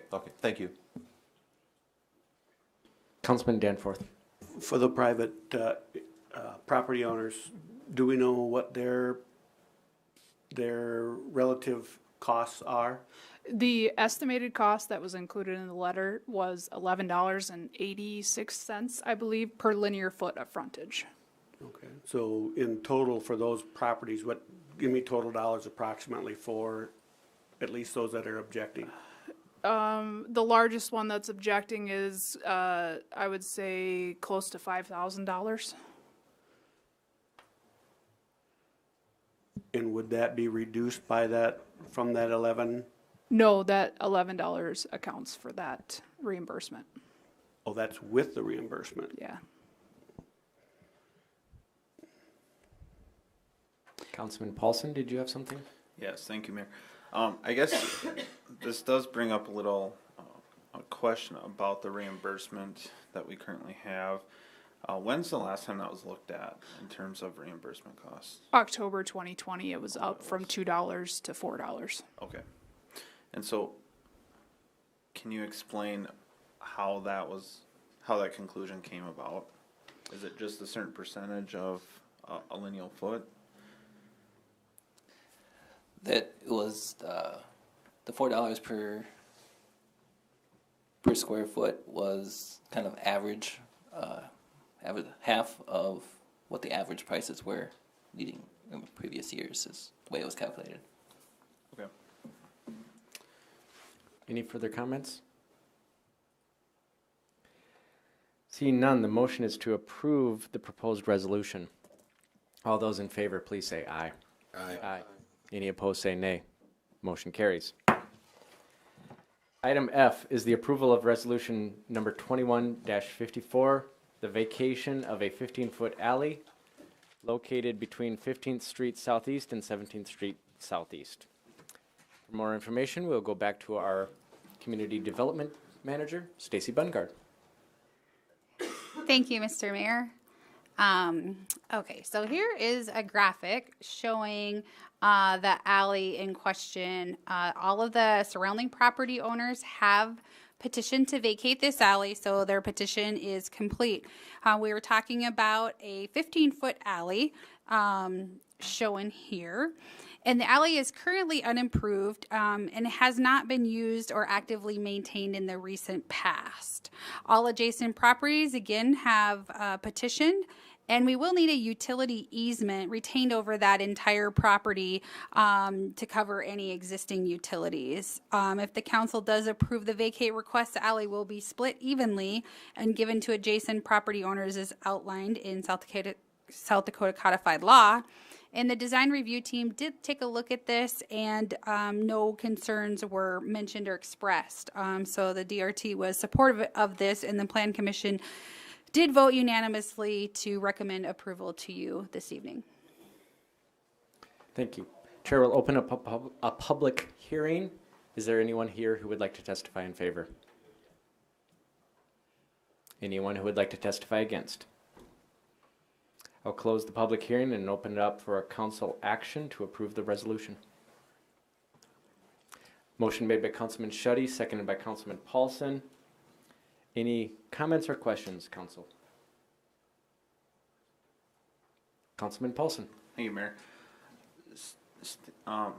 Stacy, do you know what the purpose of vacation would be if we're going to maintain a utility easement? Because they're not going to be able to build on that. Correct. I do think that initially there was a property owner that wanted to do some fencing, and extend their fence out a bit. Any further questions or comments? The motion is to approve the resolution. All those in favor, please say aye. Aye. Any opposed, say nay. Motion carries. Item G, a request from Cottington County Welfare for a contribution in the amount of $2,500 for social services strategic planning. I will actually kick this one off for just a moment. This was brought to me by the Cottington County Welfare Director, Sarah Faust, with a vision for coordinating care in and around Watertown, which is something that has been brought to me by many different people in the community, as we have many different great entities offering help and services to people who need it, and there's not a lot of coordination between these efforts. And it just happened that as I was working with lots of different entities and private citizens, I got contacted by Sarah, who came up with this great idea, or I guess I shouldn't color the idea, came up with this idea, and she came forward with this request, and I will let her discuss it more. So please, even though I identified you, please introduce yourself, and then please go forward. Perfect. Thank you, Mayor and Council. My name is Sarah Faust. I'm the director with Cottington County Welfare. There is some supplemental handouts that I did pass around today just to give you a little bit more background. I'm going to give you a brief overview. I know you guys it's been a little bit long tonight, but just to give you a little bit of a background on this. I came into this position in February of 2021. And when I came on, there had already been some work that was done through the Behavioral Health and Justice Working Group, which was led by Commissioner Lee Gable. And they were really at a point where they had made some progress in addressing mental health needs in the justice world. And where they were at is they needed some cohesiveness between social service entities in our community. So with that in mind, I kind of took the ball and ran. As part of my process of getting started, I went and met individually with most of the social service agencies in the community. You can see there's this little graphic with different social service agencies in the community. This is a work in progress and something I hope that will continue to expand, but it just gives you a general idea of some of the social service agencies in our community and the different areas that we have services. Over my time, I met with them and the directors of those agencies, and we came up with a list of some needs in our community. One of those primary needs was communication between agencies, and so we've done some work with that. Another need was housing, which is no shock to anybody sitting here or anybody in our community. The difference was that the areas of housing that we really identified we need in this community are emergency housing, because we have none, transitional housing to help people move into long-term housing, and affordable housing options for low-wage earners, which is a little bit of a different focus than what we've had. And then also some community education to address needs in areas like mental health, poverty education, some of those other general social service areas. So over time, then we've made a lot of progress in the last 9 months or so. We've done a lot of things that I think are really good. We developed a steering committee, and in that steering committee, we have started an interagency team meeting. That team meets once a month now, and generally we have between 30 to 40 people that attend that meeting, representatives from different agencies. We have it both in person and on Zoom, and so it's really great because we're able to have people that have roles in our community but maybe live in Brookings or Sioux Falls or Sisseton that are able to Zoom in to that meeting. So that's been an effective use or process to improve some of that communication. We've also created a Microsoft Teams account where we can share resources and try to problem solve some areas. One of the big things that's really exciting that's coming to Watertown is the Helpline Center, also known as 211 out of Sioux Falls, has received a Bush Foundation grant where they will be expanding their services to Watertown. And that service will be a software system where our social service agencies will be able to make referrals to other agencies throughout the community and kind of close the loop for the referral system. That's feedback that I've also received from people in the community, that people don't know where to go or people overutilize the services. And that's one of the goals with the Helpline Center network of care, is that people will go to the appropriate services and use services appropriately so that we can reduce the overutilization but improve the ability to get people connected to the right services. So the big area that really had some conversation and then got us a little bit where we realized we needed to take a step back was that housing discussion. And what we realized in that is we need to educate our community in what those housing needs are. And through those conversations, then we really realize that the layers are the problems are very multi-level, and we need to step back and come up with a community plan to be able to address the needs. And that's where the strategic planning idea came into place. You can see in the notes, there's minutes from our last steering committee meeting where we discussed the strategic planning, and so you can see the members, and that's really just for your reference. It's leaders of a lot of the social service agencies in our community came together to have that conversation. We looked at a strategic planning group. And one of the requests from our steering committee then, which I want to make it clear, I am here representing those individuals. This is not my plan. This is not my strategic plan that we want to come out. This is our community social service strategic planning. We need this owned by our community, and that was why we wanted to have a partnership. And in that partnership for the funding would be the city, the county, Prairie Lakes Hospital, and the Watertown Community Foundation would all split the funding equally so that we could really bring this forward as a partnership in our community to look at strategic planning and how we can better serve our community with social services. So that's where this proposal is coming from, and that's how we got here today. There's a lot of other really great things going on, but that's the piece of the strategic planning. Our request is $2,500 would be the city's share of the strategic planning. The total cost for the proposal that we have at this point is a $10,000 strategic planning proposal to address to make a plan going forward for social services in our community. So that's what we're requesting right now. Thank you.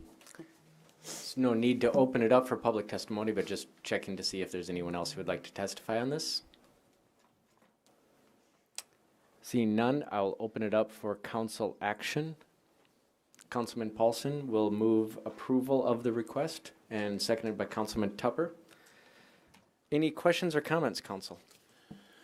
I would have probably more of a comment than a question. I did a lot of studying on this, and I sat through the one meeting with you guys, and it's nice that as a community, we're finally starting to realize that we're not perfect. Mm-hmm.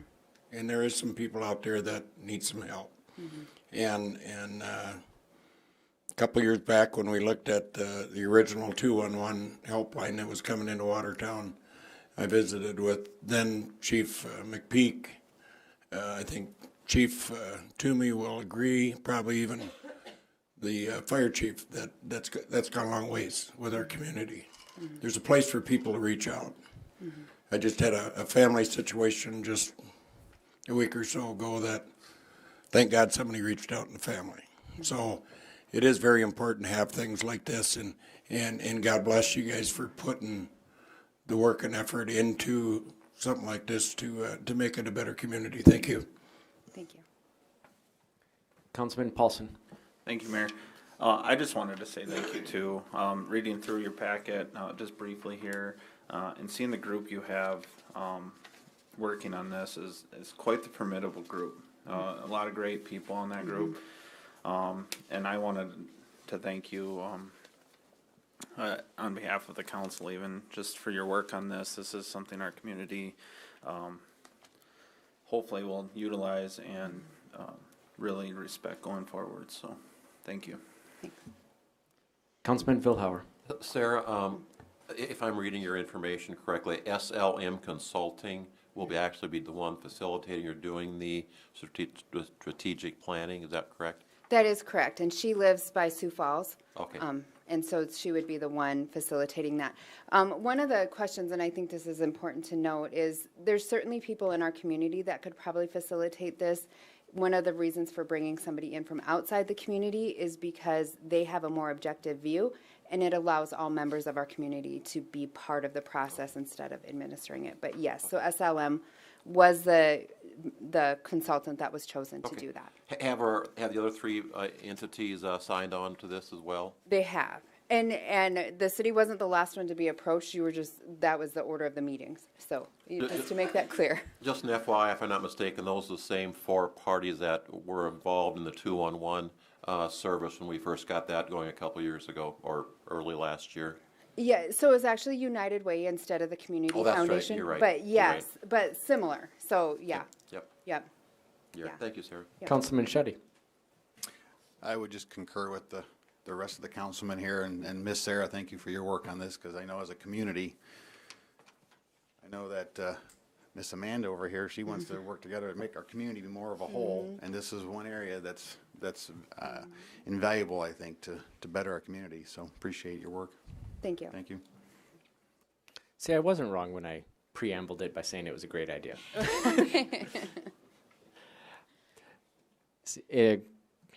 Finance Officer Bob Zine will now rain on our parade. No. No. No, that is not true. I shouldn't say thank you, Mayor, but. Can I ask one question? Am I allowed to? Sure. Okay, I apologize because I just realized Yeah. it. We would love to have some representation from the city on the steering committee. So that would be a request I would make with the funding, is to have representation from the city be part of the steering committee for the strategic planning. Mayor, if you wouldn't mind, I would love to help them out. So, For council representation, and I think Chief Toomey would be a good staff person to possibly have, or someone from your department. We do have the mental health officer as part of that from the police Perfect. department too. So. Perfect. So thank you. But it's good to have the city is diverse. So, See, I thought, thank you. Kristen, maybe you were volunteering to be part. It sounds like I'm Debbie Downer. So. No, sorry. No, please tell us how we're gonna pay for this. No, that was I just wanted to clarify, will this be 2021 funding or 2022 funding? Just for clarification. 2020. Is it on? Sorry. Yes, City Manager Mack. 2022. Okay. And that's okay with you, Sarah? Yeah, that's fine. That actually works better for our funding purposes as well. Okay. Thank you very much. The motion is to approve the request. All those in favor, please say aye. Aye. Any opposed, say nay. Motion carries. Thank you very much. Thanks. Thank you. Item H, a first reading of ordinance number 21-45 to supplement the 2021 budget for various departments and projects and line item transfers. We'll go to our finance officer, Kristen Bobzien. Thank you, Mayor. Okay, in front of the council tonight is the first reading of the budget supplement for 2021. We usually do this in the end of the year to kind of make sure that all the departments have enough budget appropriation to get through the year. I'm not going to go through these line for line. If there's any that council members have a question on, I can provide some backup information as far as those. There is one change that needs to be added, kind of a last minute add to this will be for the BBB fund, account number 203 49011 45642, and the amount of $26,500, and this will be to purchase some Christmas lights. The current lights in the uptown area are no longer working, so the city's been working with WDC as well as the CVB, right? Chamber. The Chamber of Commerce. Chamber to get the lights ordered. So if there's any questions, the only other part I should mention is the first part is the appropriation. The second part is for state and federal grants that automatically supplement the budget. And just to explain that, there was information passed out to the council prior to the meeting in regards to the exact monetary disbursement that will require. We, meaning City Manager Mack and I, were informed of a deficiency in our current Christmas decorations to the point where we would not have any in downtown Watertown this year. And we quickly thought that that was not acceptable and took action to see what the city could do to facilitate getting Christmas decorations this year. As Watertown Development Company and the Chamber of Commerce, they needed some city help to make this happen. So that is the explanation as far as the monetary transfer. That we just want Christmas decorations in Watertown this year, and it would just require special assessment. City Manager Mack. I'd just like to comment that the city actually owns those. Thank you for verifying that. So they are city property, which is why we are paying for them, but the Chamber and WDC and our friends at the municipal utility facilitate installing them every year. So we're all working together to save Christmas. Mayor, can I make one comment? Councilman Tupper? If you tell us no, then I know you're a Grinch.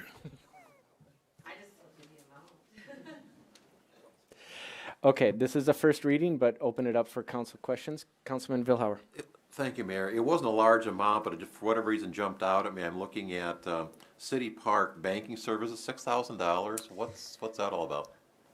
Councilman Vilhauer, when the council approved the software for the camping registration online, then that has the credit card aspect, and then we're charged for every credit card transaction.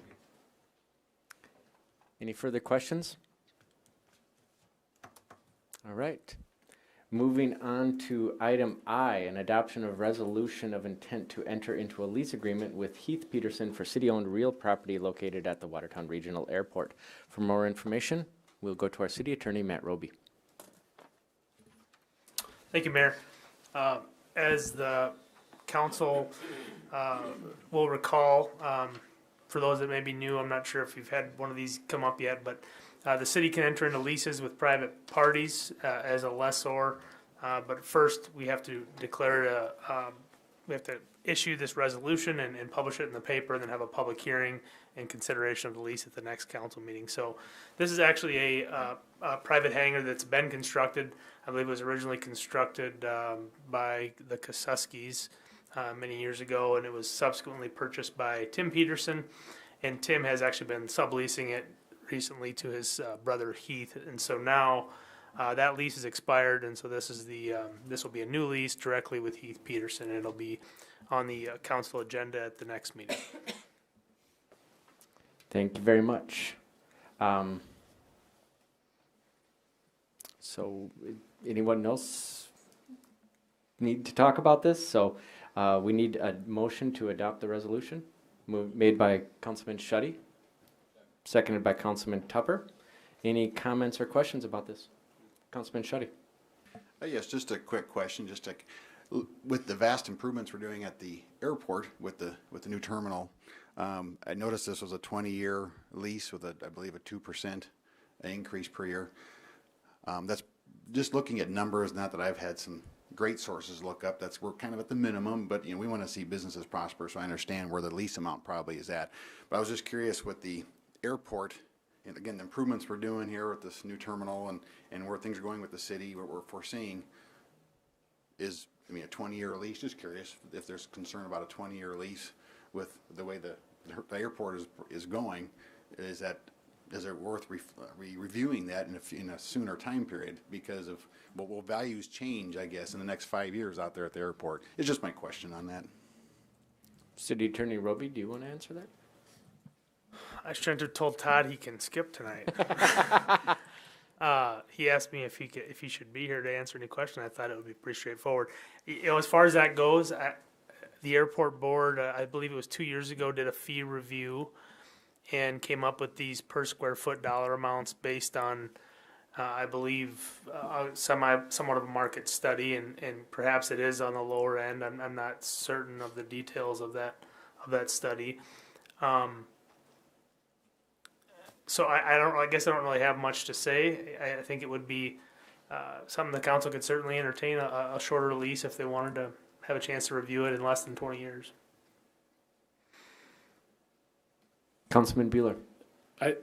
Attorney Roby, I think if you get an opportunity, as I recall, and I may be wrong, there was an option at certain intervals where you could change the payment schedule.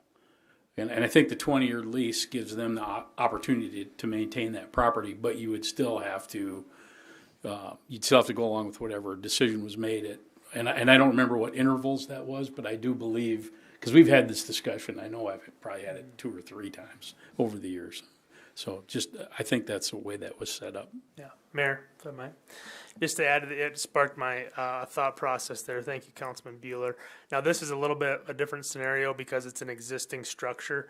Part of the reason for the longer leases, though, with the newer construction is they need some certainty, long-term certainty when they're putting up these buildings that they're going to have land for the building to sit on for an extended period of time. So but I understand the councilman's concern there, but I think that's the reason traditionally for these long-term leases at the airport, because they're privately owned structures on our ground. Councilman Vilhauer.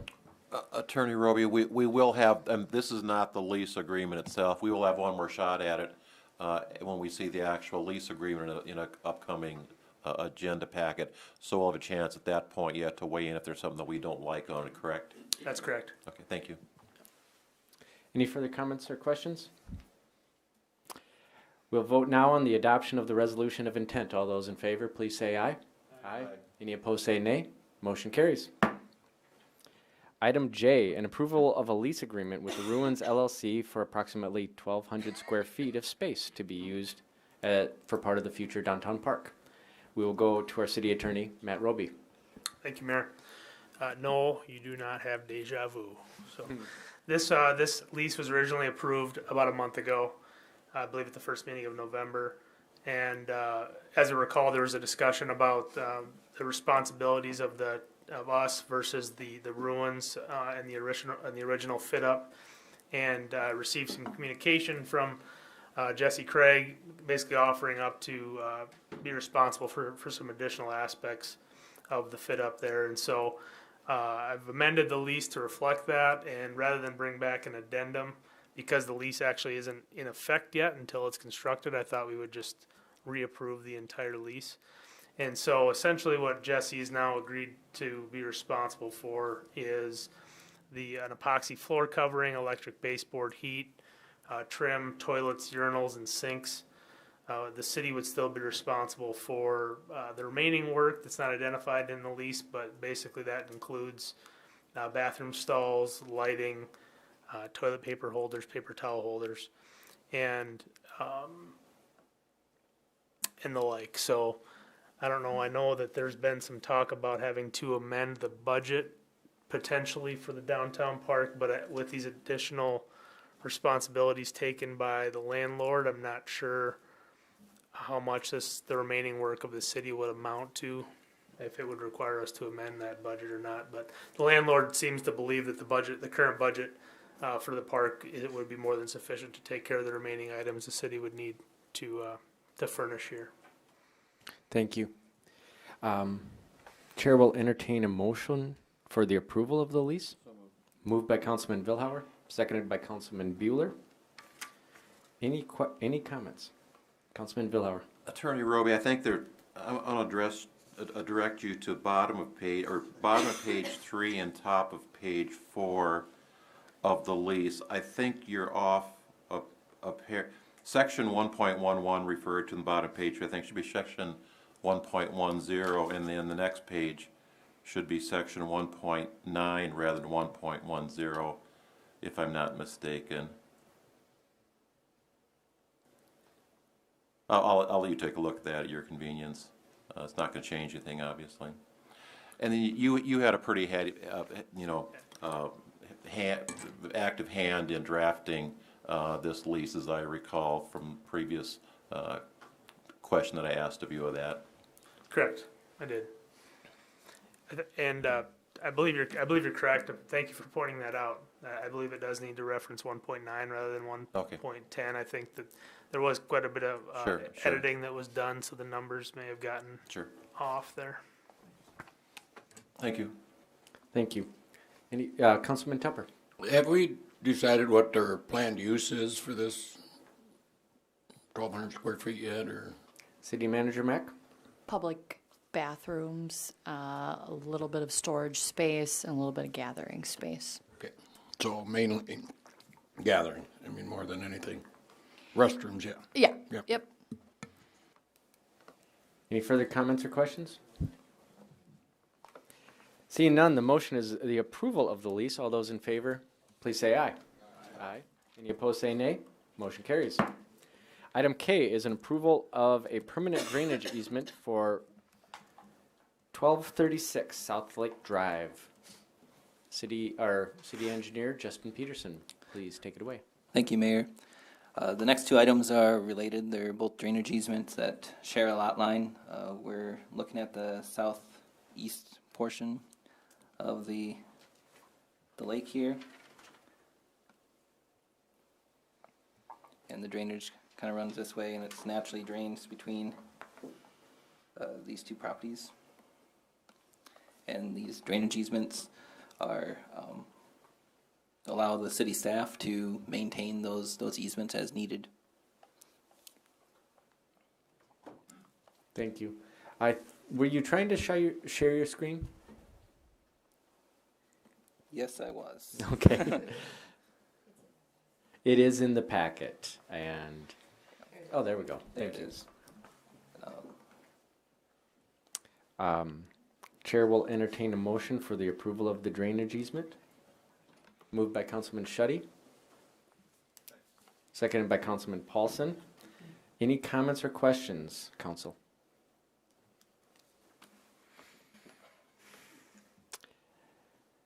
The vote is to approve the permanent drainage easement. All those in favor, please say aye. Aye. Any opposed, say nay. Motion carries. Item, is that L? Approval, they're not capital letters, so approval of a permanent drainage easement for 1240 South Lake Drive. City Engineer Justin Peterson. Nothing additional. All right. Need a motion for the approval from the council, made by Councilman Paulson, second by Councilman Tupper. Any comments or questions, Council? Councilman Danforth. In both of these cases, does that easement require us to maintain that, or is that something that the homeowners do? City Attorney Peterson. The engineer, don't give him a raise, promotion. They maintain it as far as mowing, that kind of stuff. If there's need for, like in the springtime, removing snow, that's something that the city staff would do to allow drainage to the lake. Councilman Paulson. Thank you, Mayor. If I recall correctly, the street department has in the past already removed snow to prevent flooding in the area. Is that correct? And that's why this is being brought forward, I'm guessing? Yeah, a few years ago that occurred in the springtime, and they got verbal permission to do that maintenance, and this just kind of makes it permanent. So. Seeing no further comments or questions, the motion is to approve the drainage easement. All those in favor say aye. Aye. All those opposed say nay. Motion carries.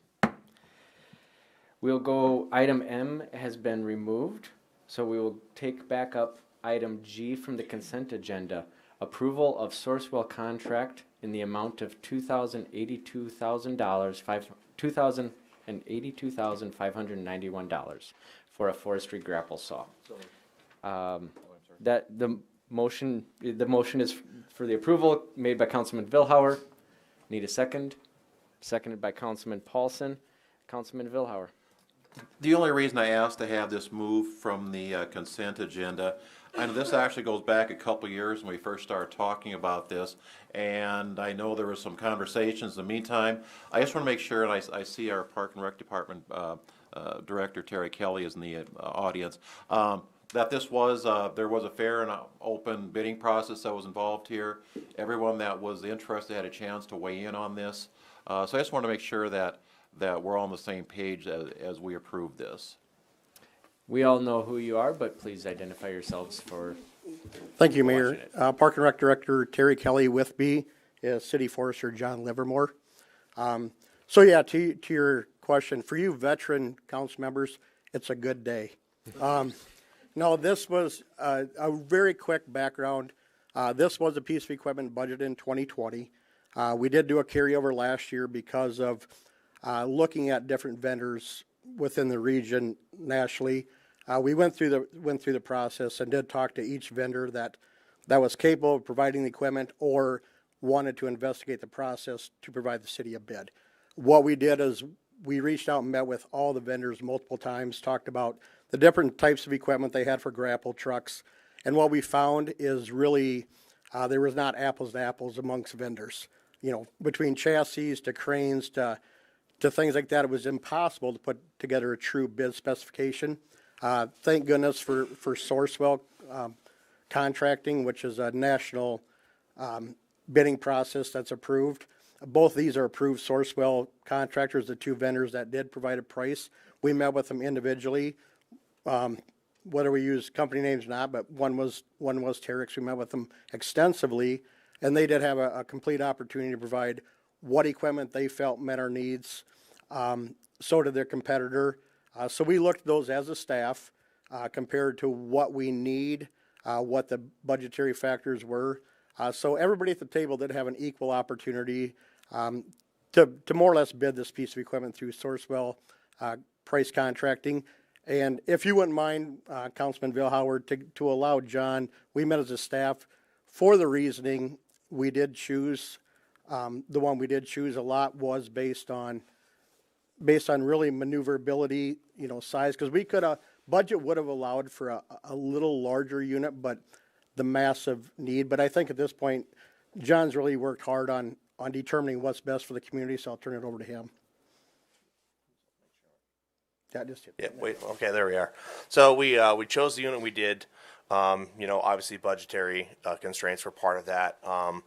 But, you know, when we talked to the city of Sioux Falls and some of the neighboring communities in terms of what they have used, you know, they said, well, go bigger and get the biggest one you can. We kind of looked at that and we thought, excuse me, we kind of thought, yep, that would be a good idea.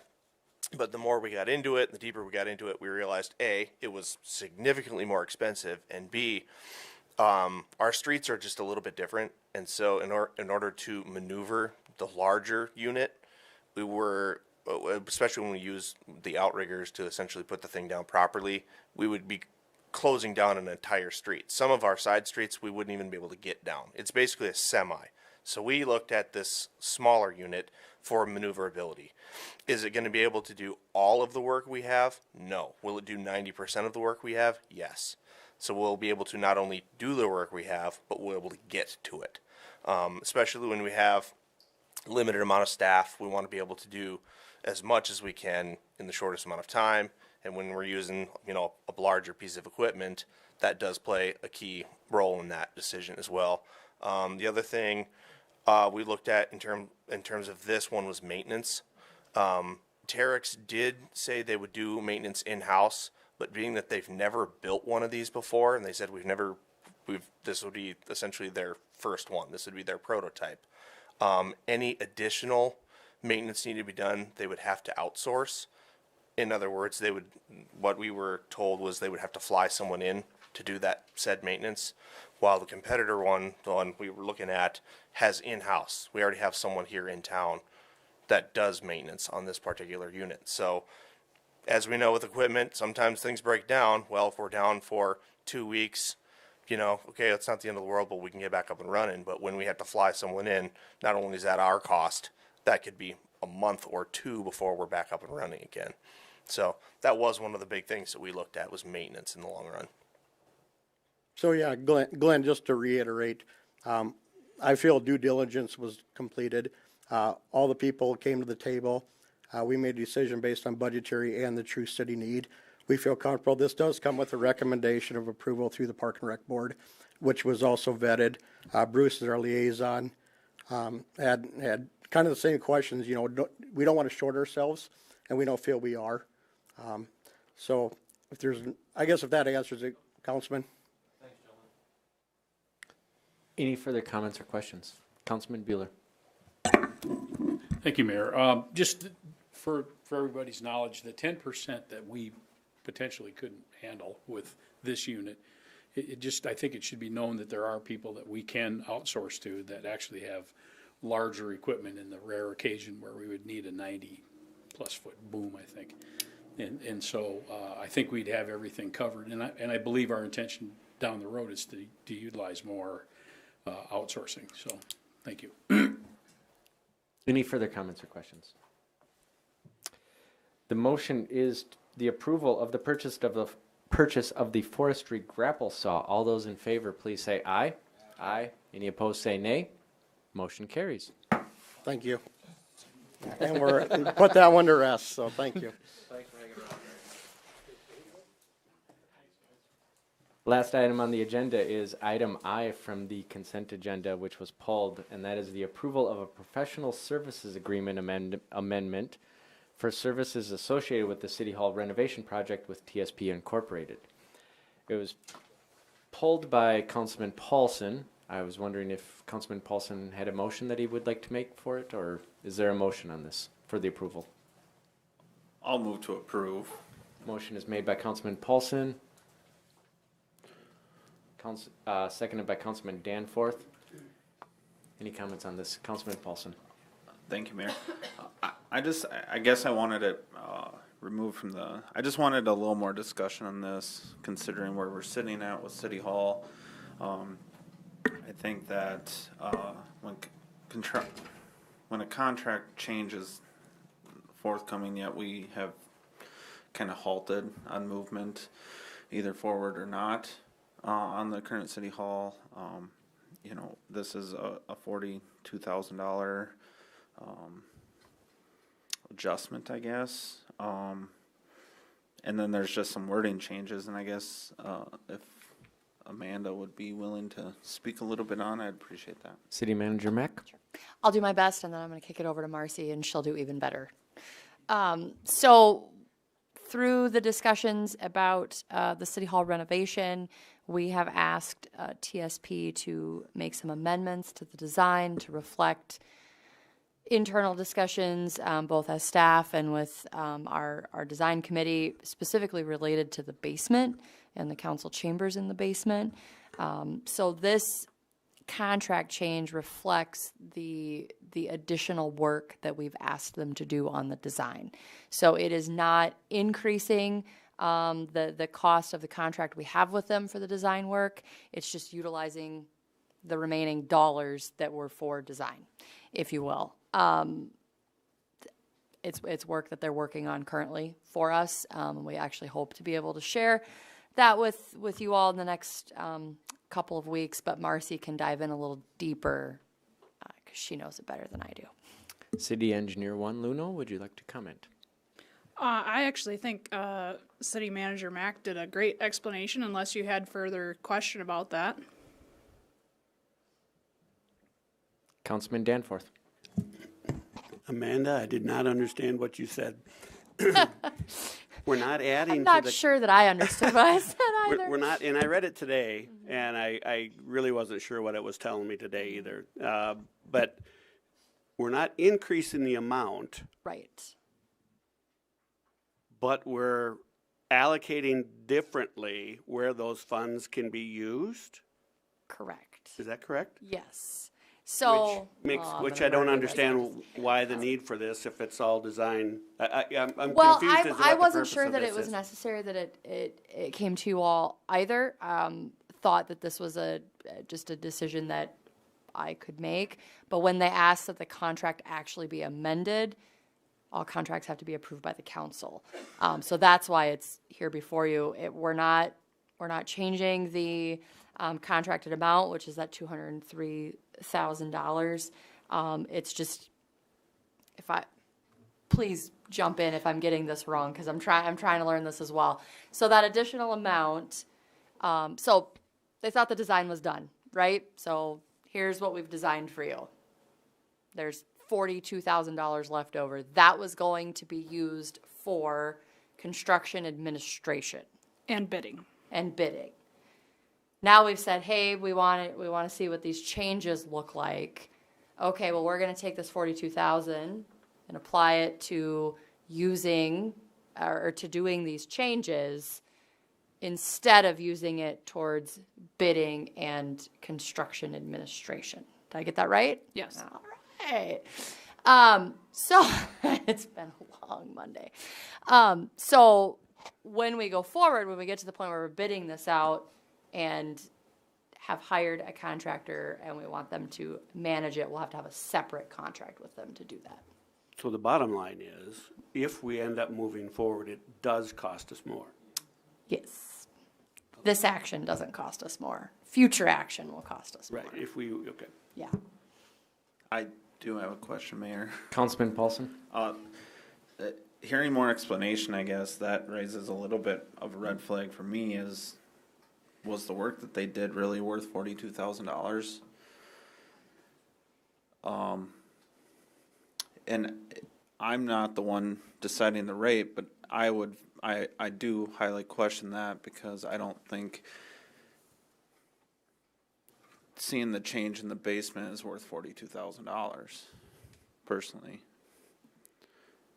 Can I comment to that, if I may? Yes.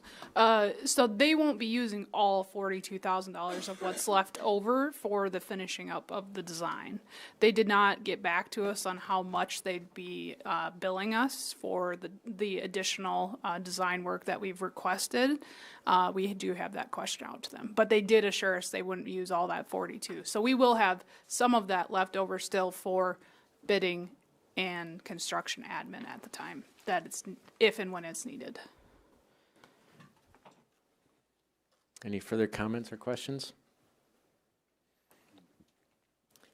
The motion is to approve the agreement. All those in favor, please say aye. Aye. Any opposed, say nay. Motion carries. Is there any old business? Is there any new business? Are there liaison member reports? Are there any announcements? City Manager Mack. Mayor, I'd just like to make the comment, we did remove from the agenda tonight the proposed capital improvement plan.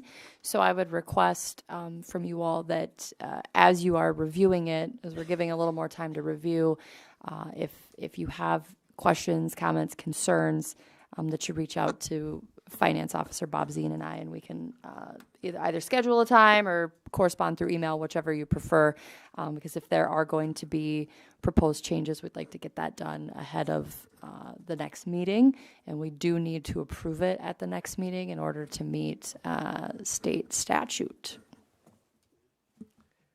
Councilman Danforth. Yeah, Mayor, if I could just follow up on that.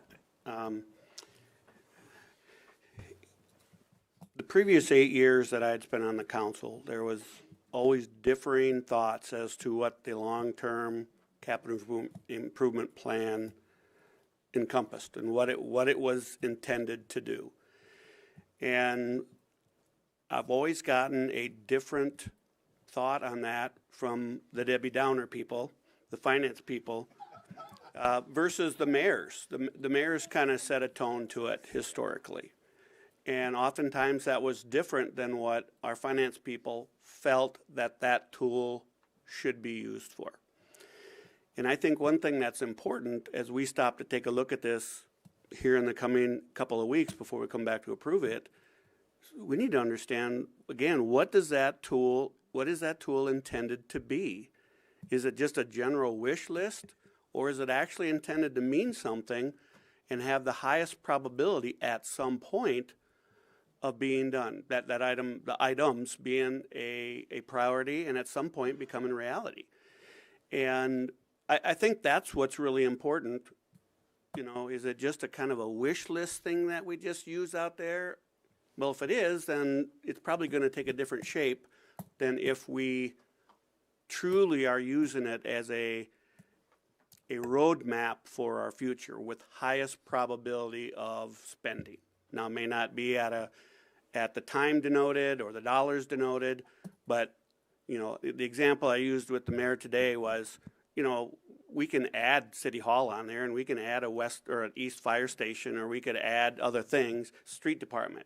Well, there's going to come a point when it's inevitable we're going to do those things. There's no question. There are some things that you really got a question of whether we really would do them. And I think that's where we need to know if it is a wish list or if it is a highest probability. And I'm not sure, you know, I really at this point, and maybe that's where we're at today with our new form of government, but, you know, Mayor and Amanda and Kristen, and maybe that directive needs to come to you, from you, as to what your thoughts are, so that we can either agree to it or make or suggest changes to it. But we need to know what the intent of that tool is.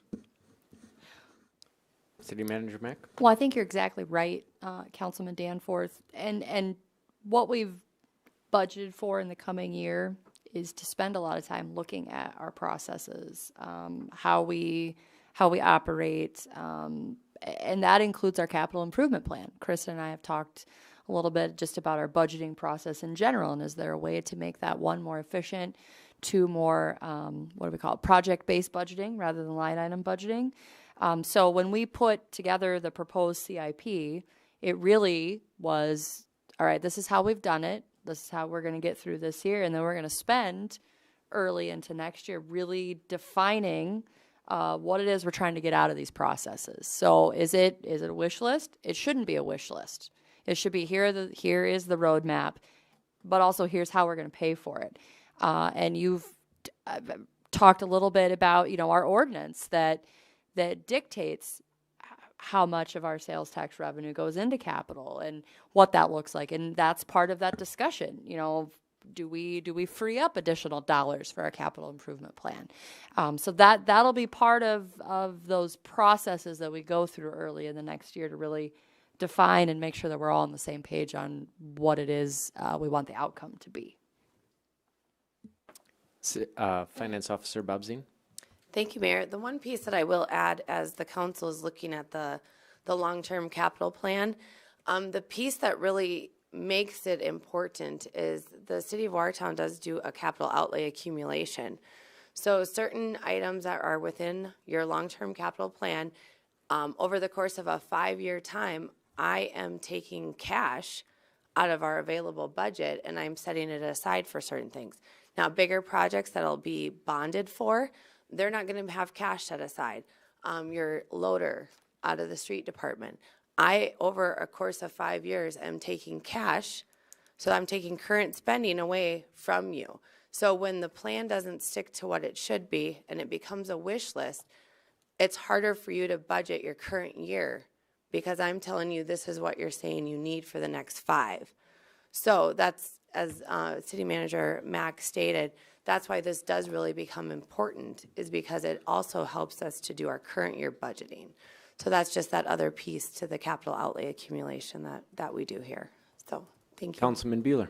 Thank you, Mayor. I think when I was a junior councilman, along with Councilman Danforth, that's back when we were, in our 30s, maybe? Somewhere in there, 20s, 30s. And, we've been through this several times, and it's, we kind of looked at it as necessity items. I think where we have to have caution is when we look at things that we haven't really vetted completely, that we're putting out on that. And I feel like, and I don't know if this is the best terminology, but it's been more of a placeholder for us for certain items. So we know the geography moving forward with one project to another. So I think there has to be a lot of care in how we vet these projects before we say, okay, let's plunk that baby into 2026. Thank you. Thank you. Any further comments or questions? There is no need to go into executive session. Councilman Villauer. Just a couple quick items. I know we're all following the COVID activity around the area and across the state and around the country. I've been tracking this on a county-wide basis. Right now, as of today, there was 308 active cases in Cottington County. That compares to 603, which was our max about a year ago. So even though our cases have ticked up, we're still only about half of where we were when we hit the peak a year ago. And on the good side, we're accusing Kristen of being a Debbie Downer over there. Sales tax revenue, you gave us some new numbers again today, Kristen, so we'll give you all the credit for that. Year to date compared to last year, up about 11%, up about 14% from 2 years ago. So keep those good numbers coming our way.